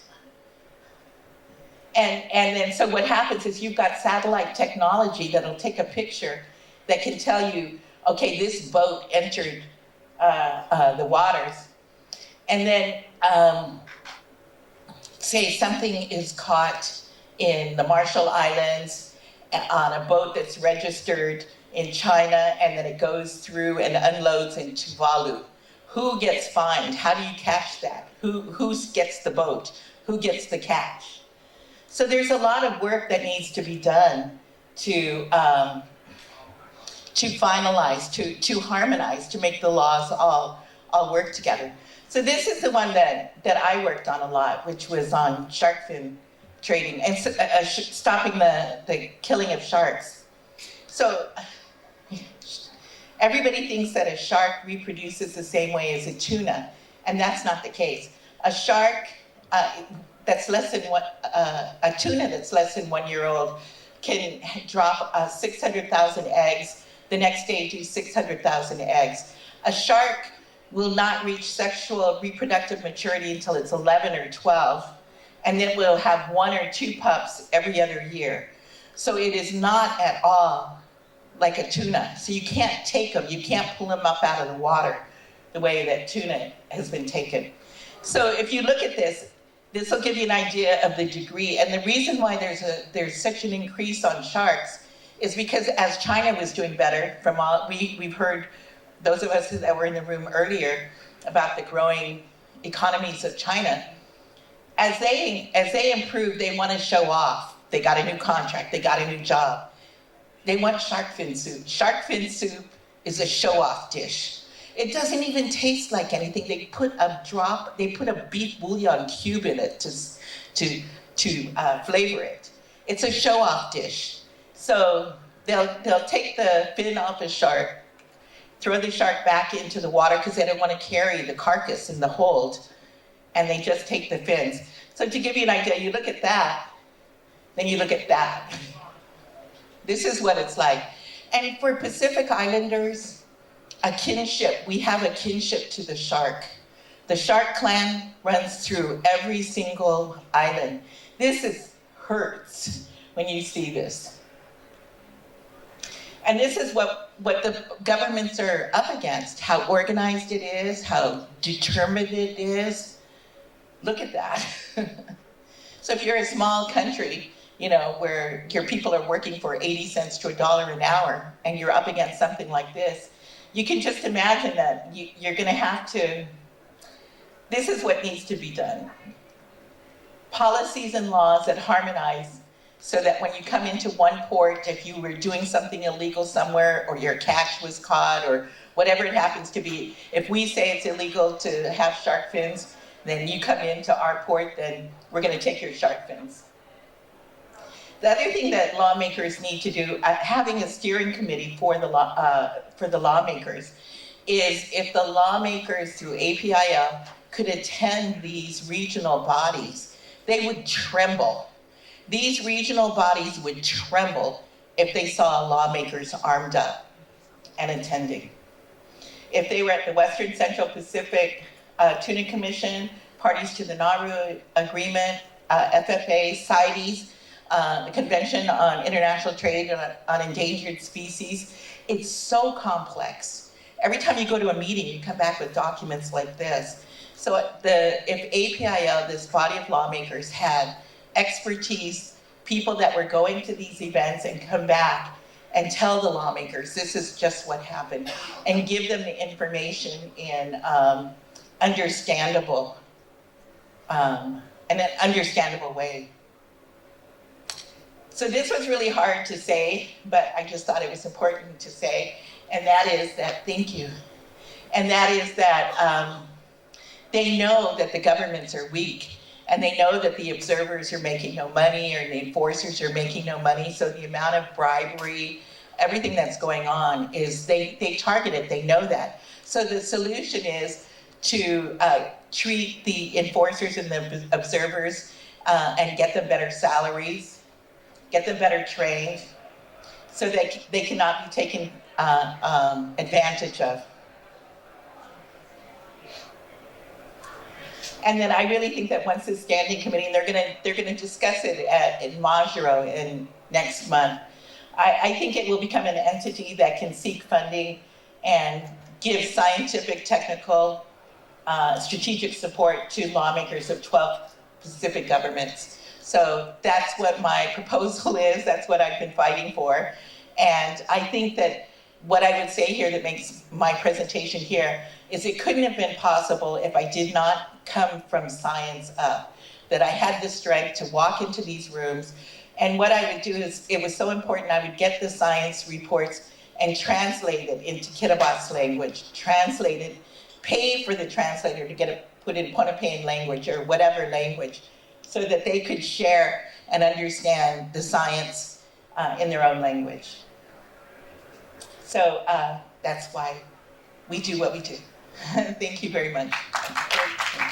I'd like to, we have the Honorable Senator Kelly Marsh, so I want to give her a quick introduction. Senator Marsh has a doctorate in cultural heritage studies, as I understand it, and a master's in Micronesian studies. She's been active in local and cultural historical efforts for more than a decade here on Guam. So this has included conducting some applied research in the Mariana Islands and teaching at UOG. She's now, as I understand, the Assistant Senate Majority Leader. Is that correct? And she's the chairperson of the Committee on Heritage and the Arts. So thank you for coming and being here. And we'll ask you that you come up after John and Mary's presentation to be on the panel, and you'll have time to say a few words if you like. Okay, so next speaker is we have John Waterhouse and Mary Marshall. It's a kind of a 2-for-1 deal here. John is an Indigenous Peoples scholar and a National Geographic explorer and a fellow emeritus. And John has a history of 20 years in the Navy, retiring as Chief Petty Officer. John and Mary are co-founders of LINK, the Living Indigenous Network of Knowledge, which they'll talk about. John is a member of the Indigenous Leaders Council. Mary is also an Indigenous Peoples scholar, and she's a photographer and author. John and Mary both work with cultures around the world on water health. They've done a lot of work in the Arctic, including Russia and Alaska and Canada and Greenland, but also in Sudan and the Amazon and maybe more places. Anyway, welcome John and Mary.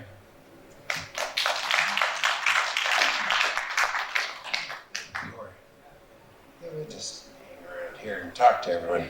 Hello, everybody. Hi. So John Waterhouse, Mary Marshall, and I'm Skalalem Chippewa Cree, Native American from the mainland. And Mary and I are colleagues, but we are also married. Just the other day, 24th of June, 10 years. Where is the little... It's up there. Okay. On the right side. On the right side.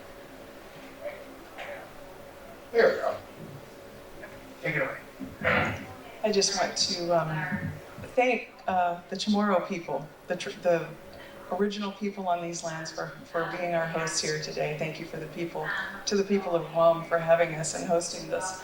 It's there's so much great energy here that John just said yesterday. I think we were talking with Ruth and Matthew from Jacobs, that it's rare to attend a conference where you feel like the work is actually going to leave the building with you and you're going to continue doing great things. So we're really excited to be here. I just wanted to share real quickly a little bit about this photo. This is John, obviously down in the lower corner here, but these are National Geographic explorers who have the experience of working around the world, working on ocean health, working with NASA, space technology, I mean, just a whole plethora of backgrounds and fields. And the reason that I want to show this to you guys is because all of these folks are doing what they're doing because of the passion that it was ignited in them as young kids, for whatever reason. I don't think I have a pointer, do we? I was going to point up at Dino on the right side, John. Oh, thank you. So, bottom button. Oh, thank you. Okay, so Dino's right here, Dino Martinez. And when he was 7 years old, he was stung by a bee. And now he's a renowned bee expert around the world, very well known. Right here, we've got James Cameron up at the top. Now, we all know that he is the filmmaker who created Avatar, but his passion is the ocean. And so filmmaking really feeds his passion. That's what funds his work in the oceans. Over here, we've got, where's Juan? Juan Martinez. No relation to Dino, but it was interesting because when we first met Juan, he actually grew up in South Central Los Angeles and remembers the Rodney King fires and all of the riots during that time. He lived in a garden shed with his family, very large family, and he never saw stars until he was in high school. He never saw stars in the sky because of the light pollution. So he got into trouble. It was during the time of the Crips and the Bloods, the two gangs in LA that were so notorious in the 80s and 90s. But he got into trouble when he was recruited by one of the gangs, and the science teacher at Dempsey High came along and told him, I can get you out of detention, I can get you out of trouble if you'll join the science club. And he said, I'm not going to join the science club, you can just go away. So the science teacher says, okay, whatever, but he was persistent. He came back day after day to bug Juan to join, and finally he did. He relinquished and joined the science club. And the first outing they had was a trip to Bryce Canyon on a bus. They arrived at 9 p.m. at night, and he stepped off the bus and saw a sky full of stars. And his life was forever changed. From that moment on, he was an environmental steward, and he was passionate about taking other kids from the city out to see nature and the stars. So anyway, you can go ahead and fast forward it, John. I just wanted to bring this up because it's so important, I feel, to engage young children in our efforts and our needs as far as what we're seeing environmentally around the globe. The ocean health, obviously, you just mentioned, Carlotta, how important it is to engage very young children in how they get science. And so these guys do that. So I just wanted to introduce you a little bit and also let you know that Jessica Cramp is a National Geographic explorer, and I saw her in your photo. Okay. Okay, so some fun. This is Mary, she's a photojournalist, and this is us in the Arctic. Now, I know it's warmer here, I love it here. But the temperature range we work in is from about plus 130 Fahrenheit down to about minus 65. So it's a long range thing. But here is the planet we all know and love. The blue dot out there in the sky of black, you know, the blue continent, as we say here. We all love it, and we do things to it. Mary and I have the great privilege, though, to work from the Arctic. This is Denali in Alaska, the high Arctic, where that's what it looks like for miles and miles and miles.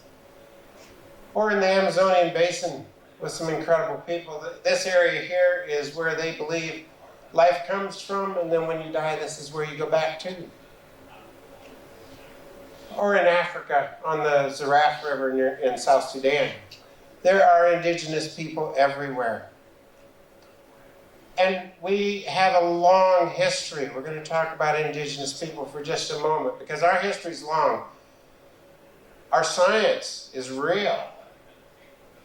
Modern science goes back about 400 or 500 years. You know, Isaac Newton, Galileo. Ours goes back about 25,000 years, maybe more.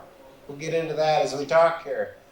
We are all over the world, even here. Our houses even look the same. I don't know, it's crazy. Fascinating that the dwellings here were built like they were. There was a reason. It wasn't just by accident those houses ended up like that. Or in the Southwest, with the Anasazi people. The same idea, brilliance, genius of the indigenous people that built these places, that they could live in these places where people can't survive today. Our agriculture was off the charts. This is near Cusco, Peru. It looks like a big circle. For years, scientists thought it was some sort of ceremonial site. It was actually, it's been proven it was an agricultural research station with the different levels and the different angles of the sun and all that to produce somewhere between 400 and 600 different varieties of potatoes. Now, speaking of potatoes, sweet potatoes, they came here to the Pacific somehow. How did they do that? I don't know. Well, we were ocean-born people. These are my people from the Pacific Northwest. These are some people you might be familiar with. They settled the entire Pacific all the way to Hawaii. They tell me somewhere around 300-400 AD, people from somewhere down here went all the way to Hawaii. You know, the Europeans could barely even leave the coast at the time. And how did they navigate? Well, I was in the Navy for a long time, you know, we had all kinds of navigational aids.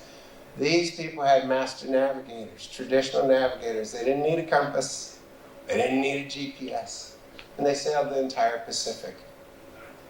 Pretty amazing people. Again, the genius of these indigenous people, including the Aboriginal people of Australia. They've proven now that their DNA is the most intact DNA on the planet. It goes back roughly 80,000 years. And what do these people know? When you talk with these people, they'll tell you that they go beyond the stars. Well, they've talked with people from NASA and disproved that these people went beyond the stars. Incredible people that knew how to work and balance with this planet and live on this planet softly, celebrated it in song and dance, and took care of this planet. It was part of their very being. It's still part of our very being. It's in our DNA. That's who we are, living in balance with this planet. We knew how to treat this place. So much so that the U.S. government took the Great Law of Peace from the Iroquois Confederation, basically copied it and made it into our U.S. Constitution. A lot of people don't know that, but the U.S. Congress just now, 10, 15 years ago, made a joint resolution recognizing that the Great Law of Peace was the very foundation for the Constitution we live under. These are brilliant, genius people, indigenous people that live on the planet. Now, when I say indigenous, that's a kind of a crazy word. You may look at me, I'm Native American, or people from here in Guam. But you know, there was indigenous people in, I don't know, Ireland. When you talk about the Germans of the ancient history, you say Germanic tribes. Indigenous people. Let's think about this for a minute. All this is genius and how to live on the planet and everything, and then today, what do we see? Climate change, global warming, however you want to describe it, there's troubles out here on the planet. Are they human caused, are they not human caused? People are arguing all the time. The real issue here is, the real answer here is, this is our only home. We can't go to the next one. You know, even going to Mars, we can't stay there. Why? Not because it's too far, not because we can't take food, not because of any of those reasons. I get to help with NASA once in a while. Mary and I advise NASA. The reason we can't go there and stay is because of radiation. We can't beat the radiation. We can't live on Mars forever. Radiation will kill us. We can't get to the planets that they just found some the other day. They're 12 light years away. Well, do the math. How long does it take to travel a light year? We can't go to these places. 6 light years takes us 147,000 years. We don't have fast enough spaceships. So we have all these problems on the planet. So what are we going to do? What are we thinking? When we were working in Alaska, I had the great honor to become the executive director of a very big council. It became 70 tribes and First Nations. They were worried about the water on the Yukon River. The Yukon River is 2,000 miles long. It's a huge river. Many people live there. We listened to the leadership. We listened to our elders, like Norma here, who is the world's fastest four-wheel driver. In this photograph, she's 92 years old. She rides that thing wide open all the time. She is. But she's 92. She listened to her 92-year-old grandmother when she was 10, who listened to her 92-year-old grandmother when she was 10. Imagine the knowledge that this one woman has, but we listened. There was troubles on the Yukon. The burbot had lesions on their livers. The moose had lesions on their livers. And they lived in the Yukon watershed. It's about 325,000 square miles. It's small compared to the areas out here. But there was huge problems. So we decided, amongst the native people and the leadership and the elders, that we should start water quality monitoring day one and figure out what is wrong with our water. In the indigenous world I live and work in, water is the number one thing. It's always the number one issue. People understand that without water, we're not going to exist. My Navy career, 2 years, maybe a little more than that, I was a survival instructor. I can absolutely tell you, I don't know, 6, 7 days without water, you're dead. That's it. It's over. Well, that's a lot of creatures on this planet. They suffer under that same kind of deal for water. So, water quality monitoring, we decided that's what we're going to do. We started training people to do water quality monitoring. This is community-based, in the village, indigenous people. Honestly, folks, I've got a 9th grade education. That's what I've got. They taught me how to do it. Anybody can do water quality monitoring. Honest. We continued on, water quality monitoring until we had some results. And what did we do? We thought about that, and we realized there was a problem in our water. We already knew it, but now we had proof. Then we could take action. What was our action? Boy, this is where it gets interesting. We looked at the poor Mr. Eagle. He's supposed to live like this. He's a little wet in this picture, but he's supposed to live like this. He was living like this. Burning landfills everywhere. Leaching into the Yukon River. Has anybody in this room ever used one of these? Anybody that has asthma knows what this thing is. That was causing us problems too. This was causing us problems. So, what did we do? We started training people on how to deal with this. And that's a pretty scary looking suit. And the guy in it looks pretty scared. But we taught people on hazardous waste removal, freon removal, and then we created something called the backhaul program.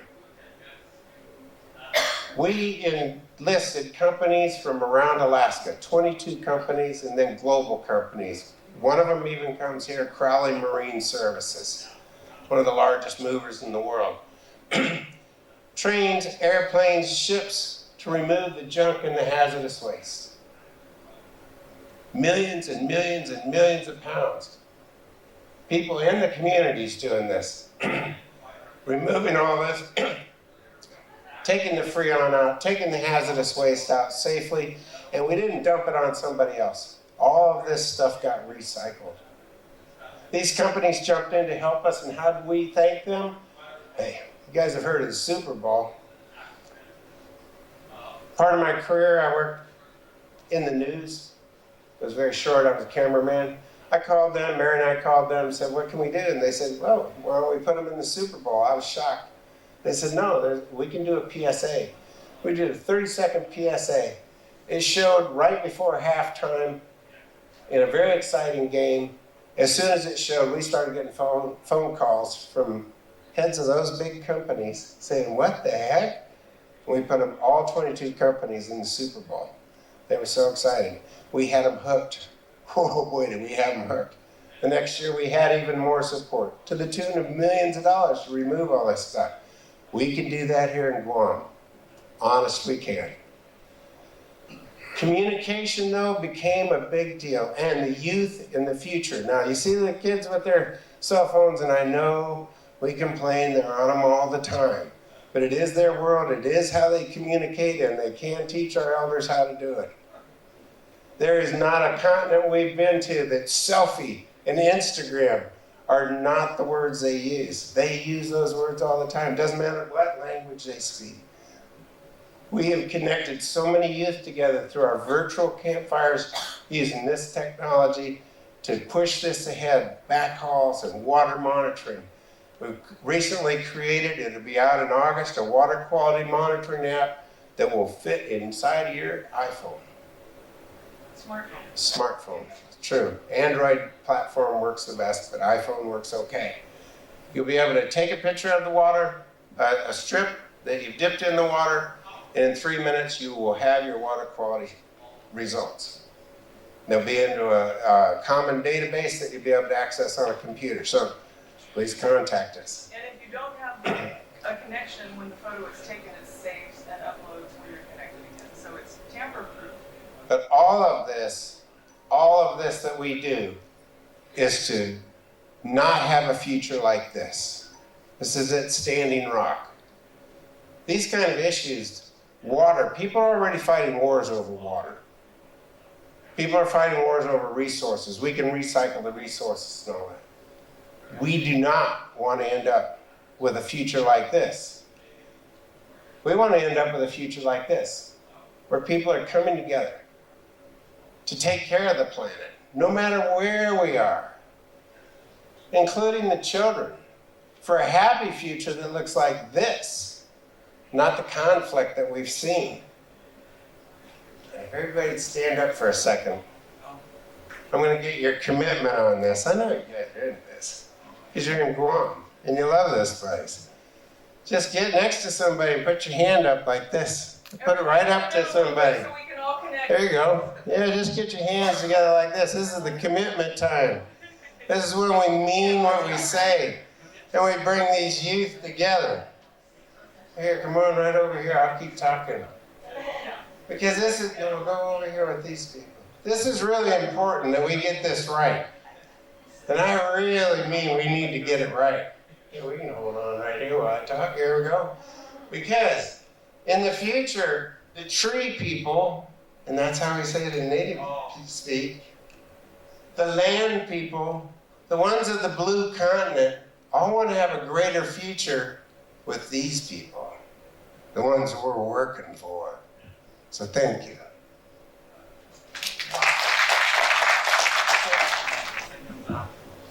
Buenas and Hafaday. It's so good to have you here. I'm glad that you made it all the way to the end of the ballroom and found us down here.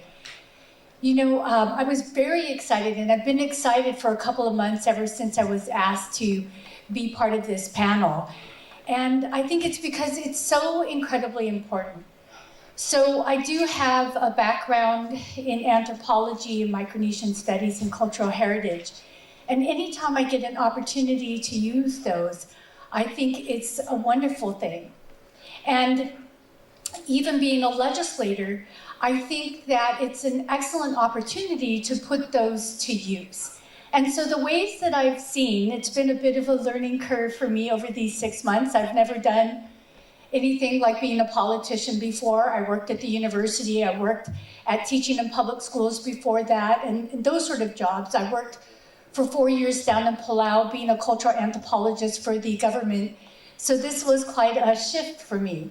But I really liked getting into this field and then seeing how I can make a difference given my different sets of educational background, but also experiences and having grown up here in Guam. So with that, looking at this idea of community-based science, I just think it's so incredibly appropriate and important that that is occurring in Micronesia. And from what I see, it is happening more and more often. When we last went to the APIL meeting, the Association of Pacific Island Leaders, many of the presentations that we heard were of community-based projects and programs that were happening in these different islands. And so I was incredibly pleased to be hearing about them. So the ways that I see them being appropriate for us, of course, in Micronesia, they're a body of indigenous peoples. It's using indigenous knowledge. It's having indigenous peoples using and recognizing the value of their indigenous knowledge, as was mentioned earlier. Indigenous knowledge is a science, and having it be recognized as such amongst the community and amongst the professionals that are starting to come in with those sort of concepts. Having the indigenous as the point of contact, not necessarily the outside expert, but validating their expertise in their own land.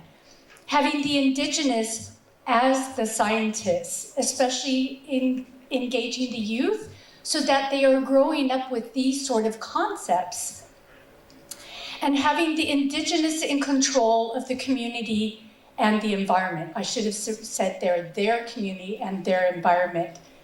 For me, this is reaffirming the indigenous. And so for other Micronesian areas, maybe this hasn't been challenged so much, but for in areas like Guam, where we've been colonized for over 300 years, this has very much been a challenge to the indigenous consciousness. We have a highly mixed demographic population, and the more that we're mixing that population, we get along really well, we do really well with each other in many ways, but it does, as a reality, it challenges the primacy and the recognition that there is an indigenous people here.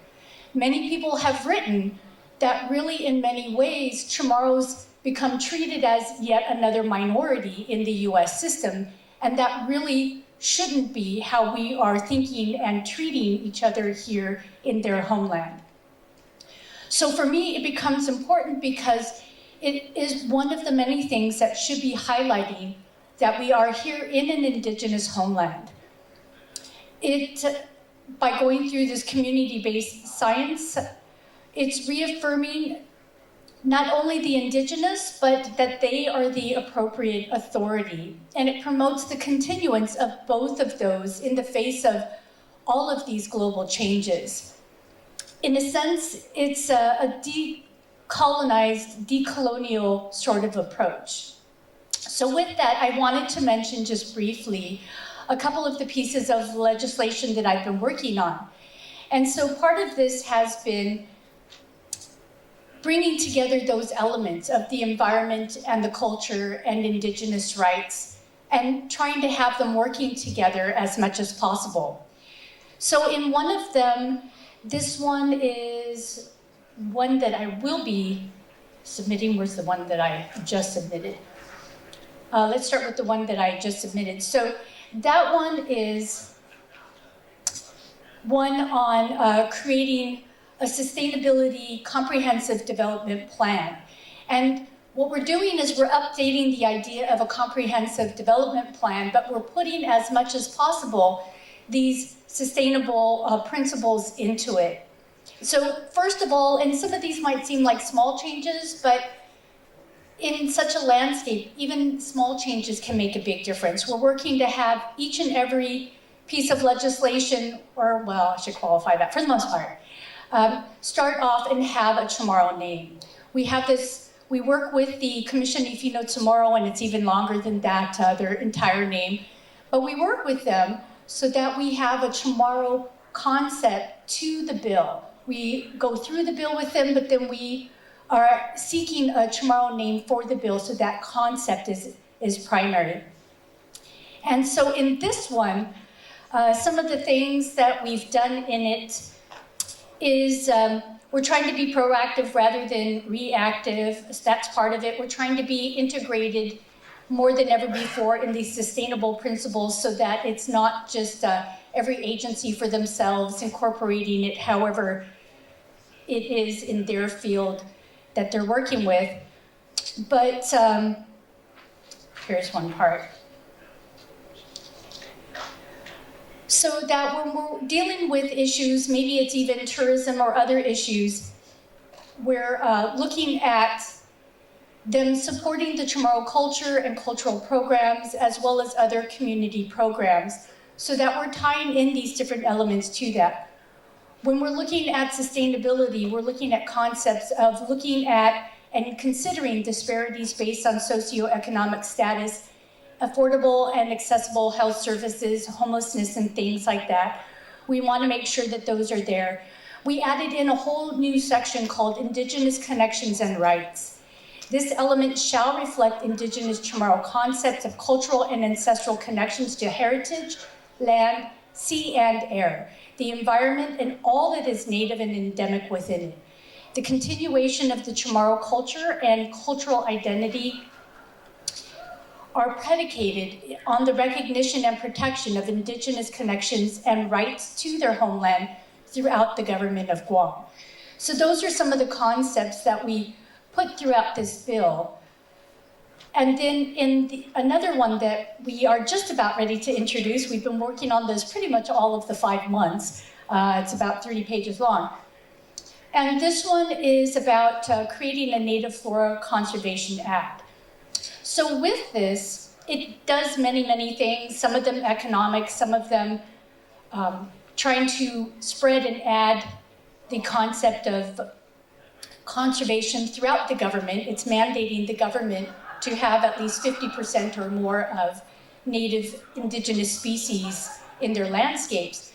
But again, just tying it into the idea that this is important not only for the environment, it's important not only for the wildlife species that depend upon this, but it is important because it's a renewal of Guam's heritage and the Chamorro culture, and recognizes that there is a special relationship that exists between the land and the resources and the Chamorro people.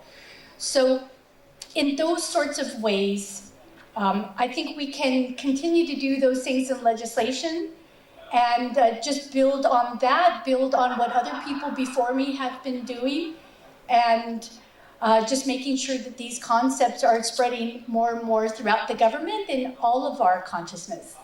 So thank you for your time and attention. Okay, very good. We have about 10 minutes left, so we're gonna bring, I would like to bring folks, okay, you guys just wanna stay there? All right. We have time for questions, so.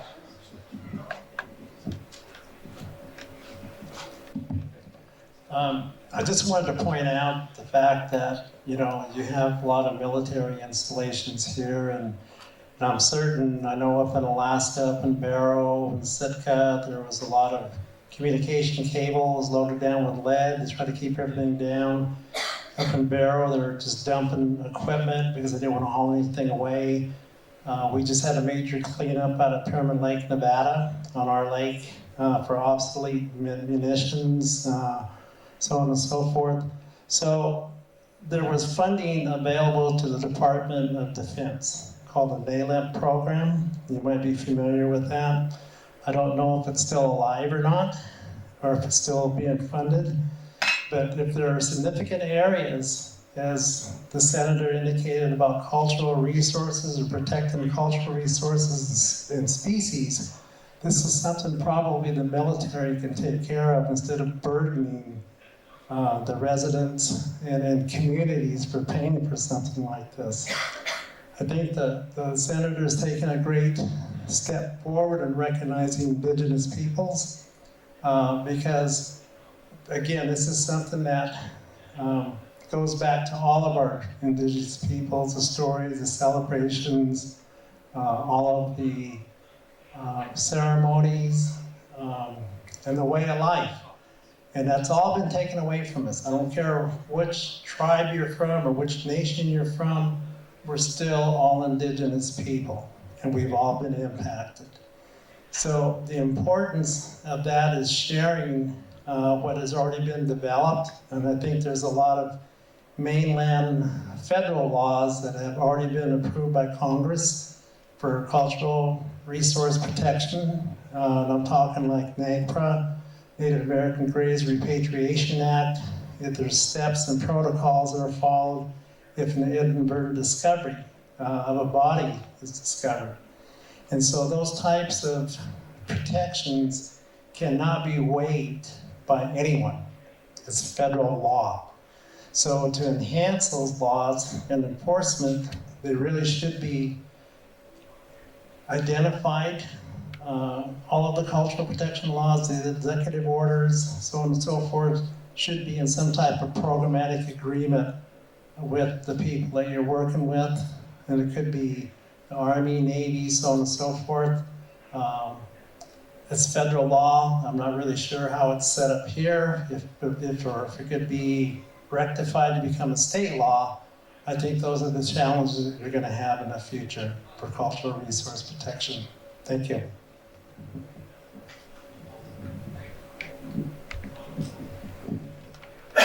Yeah, I agree. And I'm familiar with some of what you mentioned about the DOD, and through the DOD Tribal Liaison Office is a good place to work. Although they pretty much deal just with Native American tribes, doesn't mean they can't work here. The real point, though, I think, is as indigenous people, whether we're here in Guam or in my homelands or wherever we may be in the United States or in other places of the world, us as indigenous people working together is going to take us a lot further than you might imagine. A collaboration between the Native American people and the people of Guam, the traditional people of Guam would be extraordinary. I know Mike Stoker has invited everyone here to Arizona. Please come. It gives us a power that goes beyond even the federal government. Indigenous people together is a pretty powerful voice. There's a lot of us on this planet. You can't ignore us when we all work together. I say this kind of in jest at times because I am a Native American. You know, don't wait for the government to do things. You know, we've all seen the movies. Cavalry's coming. That usually doesn't work out so good for us. So we can't take action ahead of the U.S. government or any government, state government or local government, because in a way, as indigenous people, in my belief anyway, that's our responsibility. You know, we need to move ahead. At times, I've seen as Native people have moved ahead, then the local governments or the federal governments, they scramble to catch up. They say, oh, wait a minute, we want to come with you. So I feel as we go together and we collaborate with each other, we are the leaders. And we can lead these societies to where they should be for taking care of this planet. That's just my belief.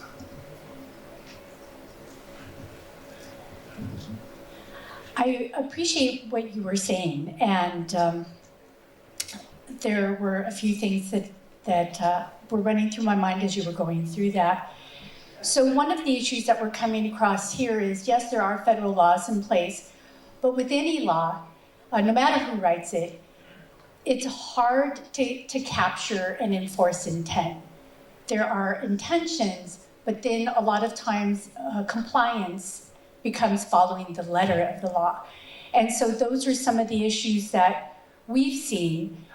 And for some of those reasons, that's why they're actually trying to update those laws, the National Environmental Protection Act, the National Historic Protection Act, and so forth.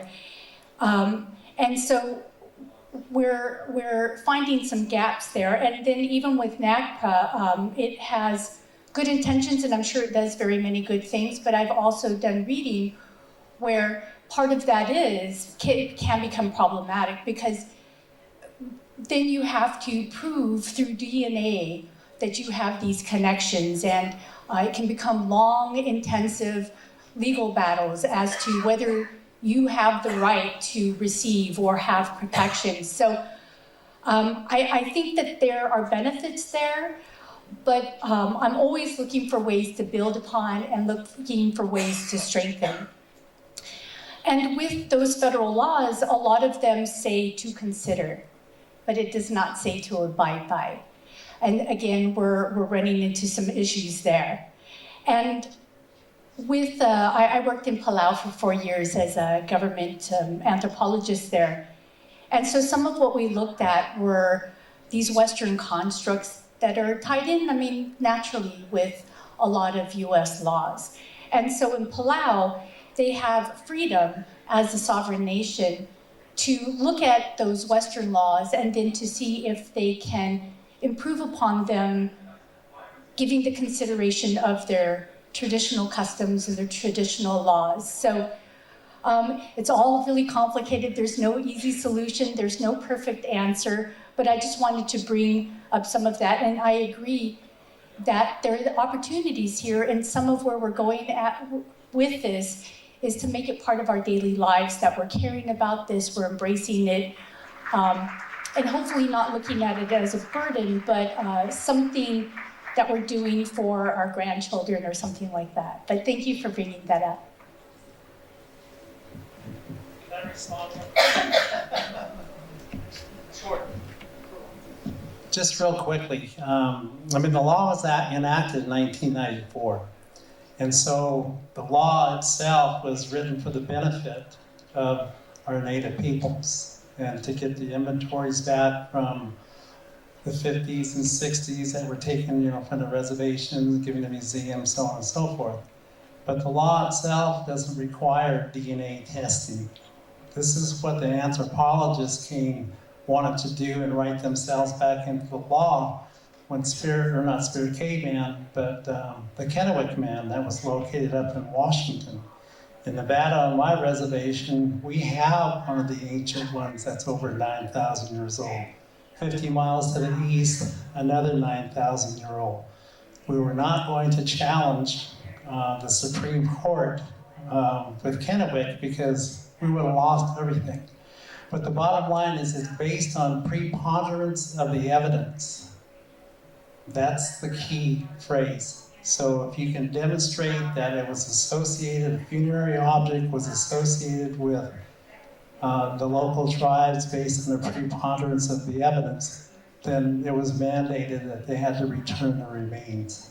And so during that time, all that time during the Kennewick Man, there was all this destructive analysis testing that was taking place that all of the tribes were against. So essentially, the anthropologists, so on and so forth, were trying to write themselves back into the law. Thank you.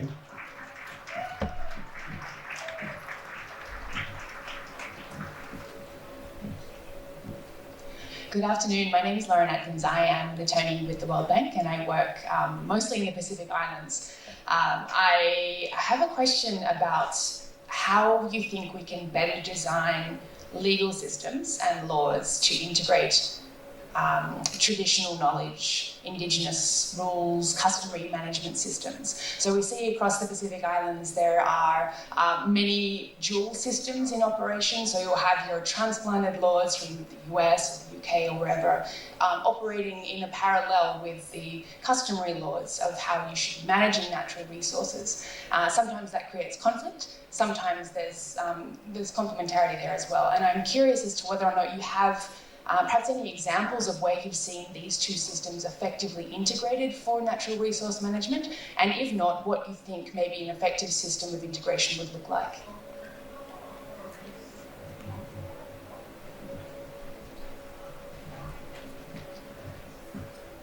I just spent 5 years going all around the Pacific to pass the laws, and every single one that we passed, you had to get the traditional leaders involved. Because what happens, the lawmakers first are hearing the business side. They're hearing the ship owners, the fishing industry. They're first hearing that because they think shorter term. Traditional leaders don't worry about a 2-year election. A traditional leader is a leader for life. So they can look at it in a different way. They've got a longer term view. And so what happens is when you're having a rough time, you start out with the lawmakers, you're having a rough time with them, then you run to the traditional leaders and you talk to them, you explain to them, you give them the science, and they've got the longer view. They're not the ones that are influenced by the shark fin traders. And if you make it tough for me, then I'm going to make my ships go to Tonga, Tuvalu, Vanuatu. So the traditional leaders are, they really are strong in the Pacific. And they get you over that hump. You've got to deal with the lawmakers, but when the going gets rough, you go and meet with the traditional leaders, you get them to pass a resolution, council letter of statement or something like that, and then you take that into the lawmakers and watch them come behind that. I wanted to ask, well, John is here, is just on his side, is when you see the pictures of our shark fins, I wonder if it affects you, like when I see pictures of a hill of buffalo skulls. Does it give you the same feeling of how we feel? Absolutely. Makes me want to cry. It's very powerful. It is. To help answer your question, I've been involved in a little bit of what you're talking about. The best thing I can tell you right here, and I'll give you an example of why, is to sit down with the Native people and listen. Not talk, listen. That is the best thing you can do. Sit down with the elders, the leaders, all the way to the children, and listen to them with open ears and heart. We, at one time, we faced Toshiba that wanted to build a reactor on the Yukon River. And we said, oh my gosh. They were selling it as a battery. They called it the 4S, but it was actually a reactor. We had a huge summit with all 70 tribes. Everyone sat in a huge circle, leaders and elders on the inside, and then all the way out to everyone that you could think of, children, the whole works. We invited all the stakeholders, Toshiba, the NRC, EPA, all the folks. We had the people from Navajo that are affected by uranium come up. We talked roughly 3 days, 24 hours a day about this. Toshiba turned us down. They didn't want to come. The NRC, though, they came. And we listened to everyone. The leadership decided no reactor on the Yukon, no way. Out of that, though, the NRC listened to us very closely. Their commissioners, we talked to them. There's 7 commissioners at the NRC. And we said, you know, we need to talk with you guys. Well, when President Clinton was in office, he made an executive order that all the federal agencies would have tribal consultation protocols. The only agency that was exempt, the NRC.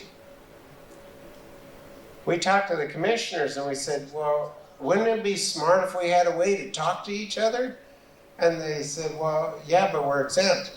And we have a 1-800 number. Now, I was sitting in a big room like this. There was 3 Native people on this side and about 70 engineers and lawyers on that side. And I said, you know, I've dialed your 1-800 number. And I had a little bitty cell phone back then. And I dialed the number, I put it on speaker and set it on the desk, and it just rang and rang and rang. I let it go about 10 rings. I said, that's all it ever does. They said, okay, you got us on that one. They worked with us for 5 years. They really, truly listened. They came to all our summits, all of our meetings. They flew us to DC to listen to what we had to say. They worked with tribes around the United States. They included the Yakimas, which was extraordinary for a lot of reasons. Then they opened it up to the public, and then they finally, 2 years ago, put it in the Federal Register that they have tribal consultation protocols, and they have a tribal manual on how to work with tribes. And everyone at the NRC is tasked with knowing about that manual. It was an incredible example of how they can listen When Sally Jewell was the Secretary of Interior, through a long 5 or 6 year process, we created a water management plan for our 325,000 square mile watershed, the entire Yukon watershed. We flew to DC, sat down with her. She said, this is exactly what we needed from you, as you deciding what you mean by clean water. We had all the scientific results, and asserting your rights. We were asserting our rights.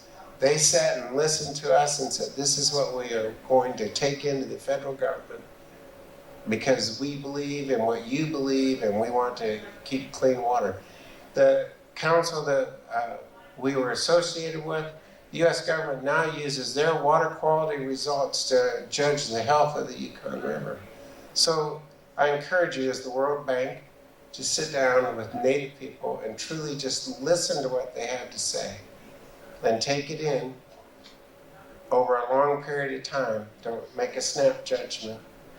And then consult with them on how to move forward. That's the best advice I can give for you.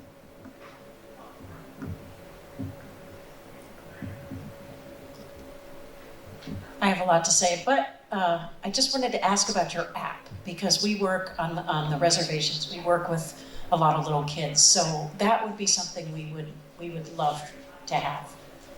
And we would love you to have it. It will be free, and we're going to open source this as best we can. Anyone that wants one of these cards, this is our contact information. And like I said, I think it'll be out in August. We just finished the field testing. We used, what was it, Trial Unlimited in our field testing in Wisconsin. Everything went well.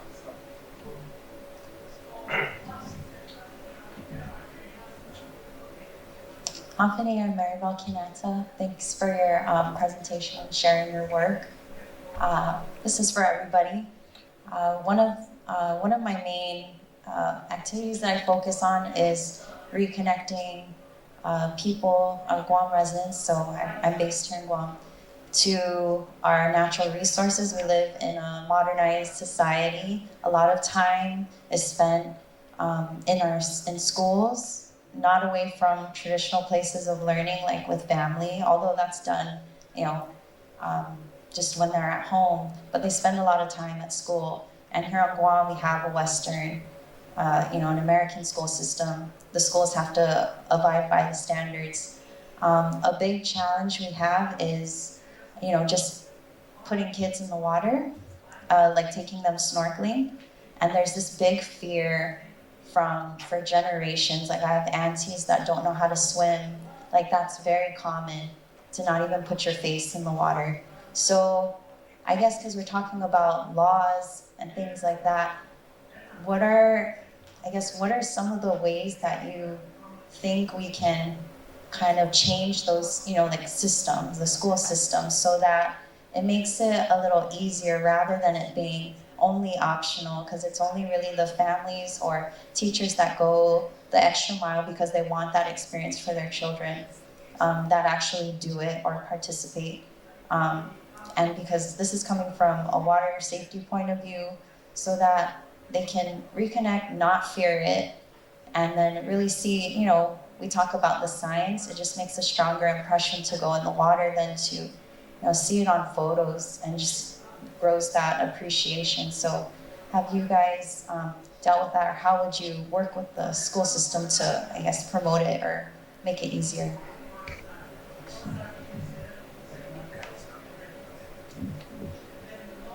I was just seeing something on Facebook recently that in order to graduate from high school in the Philippines, you have to plant 10 trees. Is that it? So the kids need to graduate, and there's service learning requirements on Guam. You have to have 75 hours of service learning in order to graduate. And so I was thinking of maybe working with the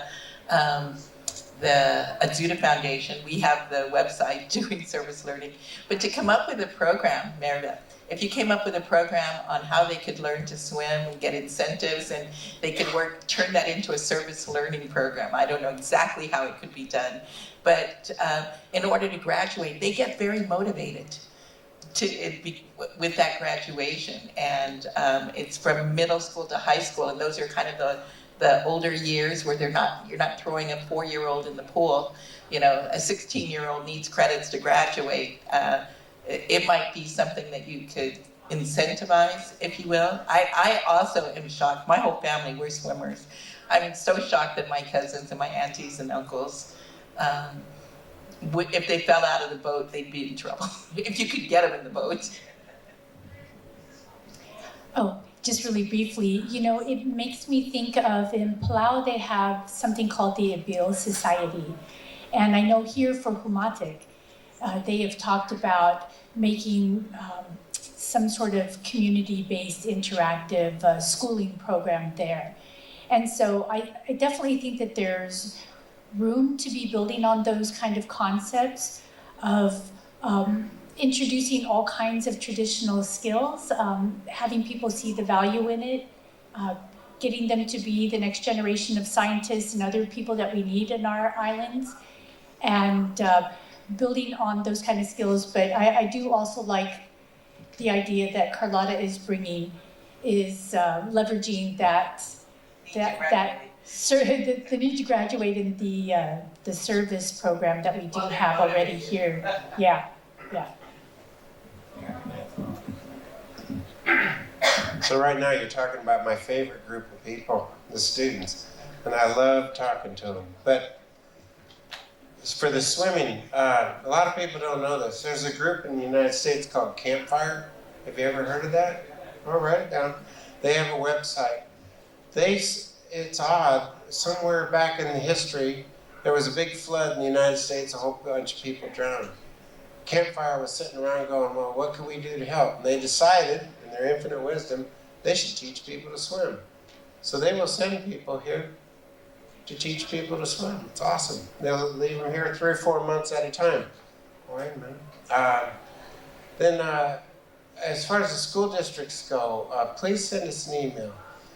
Some of the tribes we work with, Suquamish, which is, you've heard of the city of Seattle, Chief Seattle's tribe, they have their own school district, K through 12. It's run by the tribe. It's worth exploring how that might work here. And then finally, we're National Geographic Explorers.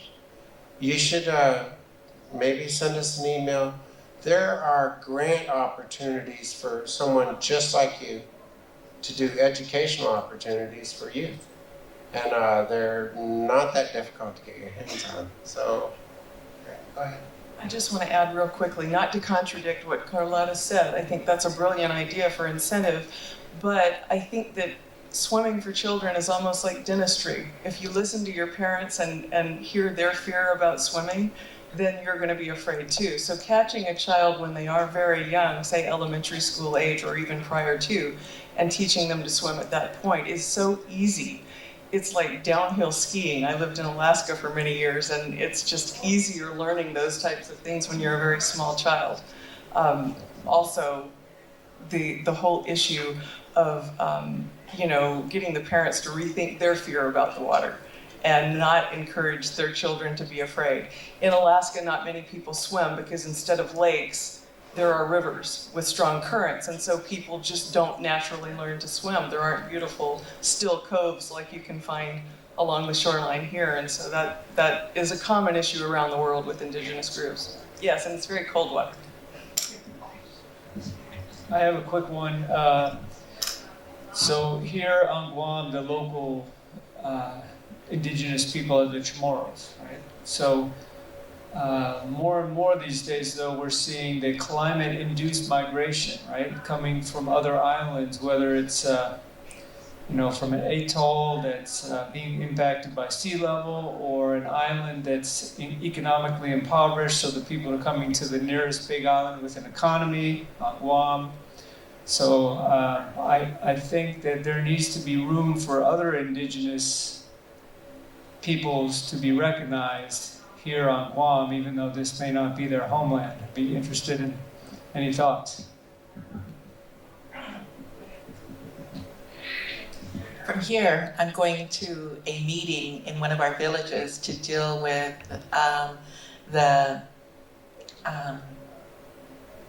well, there's just been some troubling incidences within our communities that has risen up to the level of concern from so many stakeholders. So I've been going to these meetings, and what happens is that progression of people that will be coming over because of loss of water, high tides have salted their water, destroyed their taro fields. So the skill sets that they have on that atoll island, they are rock stars.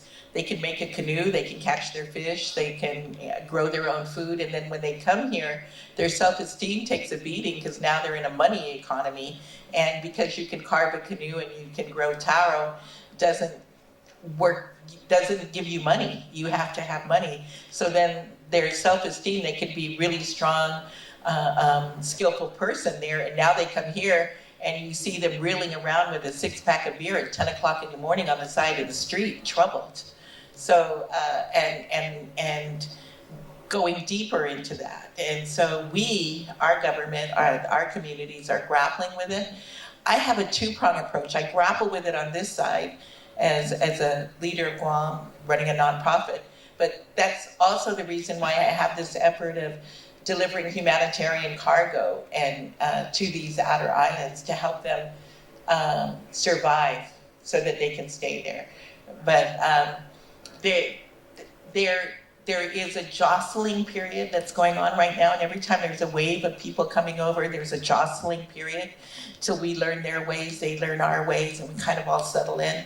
It's rough at first, and we're in some rough waters right now, but our innateness of what we have in common, we'll get there, but it's just rough water right now, is the best way to describe it. I do think that there's potential in recognizing that commonality in being Indigenous together. And so I think some of the opportunities that we've had, like the Micronesian Island Fair, it allows us to see that. And so I find it interesting that on a daily basis, there are these tensions and these perceptions and stereotypes and other things. But during the Micronesian Island Fair, we start to see that. And so I think if we have more opportunity, if we have more opportunity to recognize that can help. But we're also in a point of time of, as I was saying earlier, even recognizing Chamorros as Indigenous. And so for me, I'm for creating more opportunities of that kind of recognition. I'll just add real quickly. I so appreciate what you said, just of the fear and the self-esteem issue. It's huge. I mean, a rock star, like you said, leaves home and suddenly he or she is in a sea of people. This is the thing that kind of drives me nuts about migration with dignity, is that we know it's coming. We have the science available today. We can see that this community is going to have to go. Neighboring communities, I mean, there's so many opportunities for host communities to prepare for the arrival. This has been going on for so long for a variety of reasons, and climate change, of course, has boosted it around the world. But I think that there's just so much opportunity for a community to recognize, hey, we're going to have an influx of new residents. Let's start creating, let's start making, paving the way for this to be a win-win, right? So I think we just need to start getting out of the box and thinking a little bit differently with regard to our own future and our own communities. I can't really add to that. 3 women spoke, the people that nurture our families.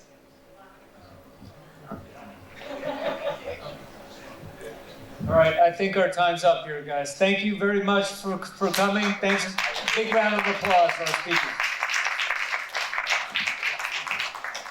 If you have any feedback, please remember to sign those forms.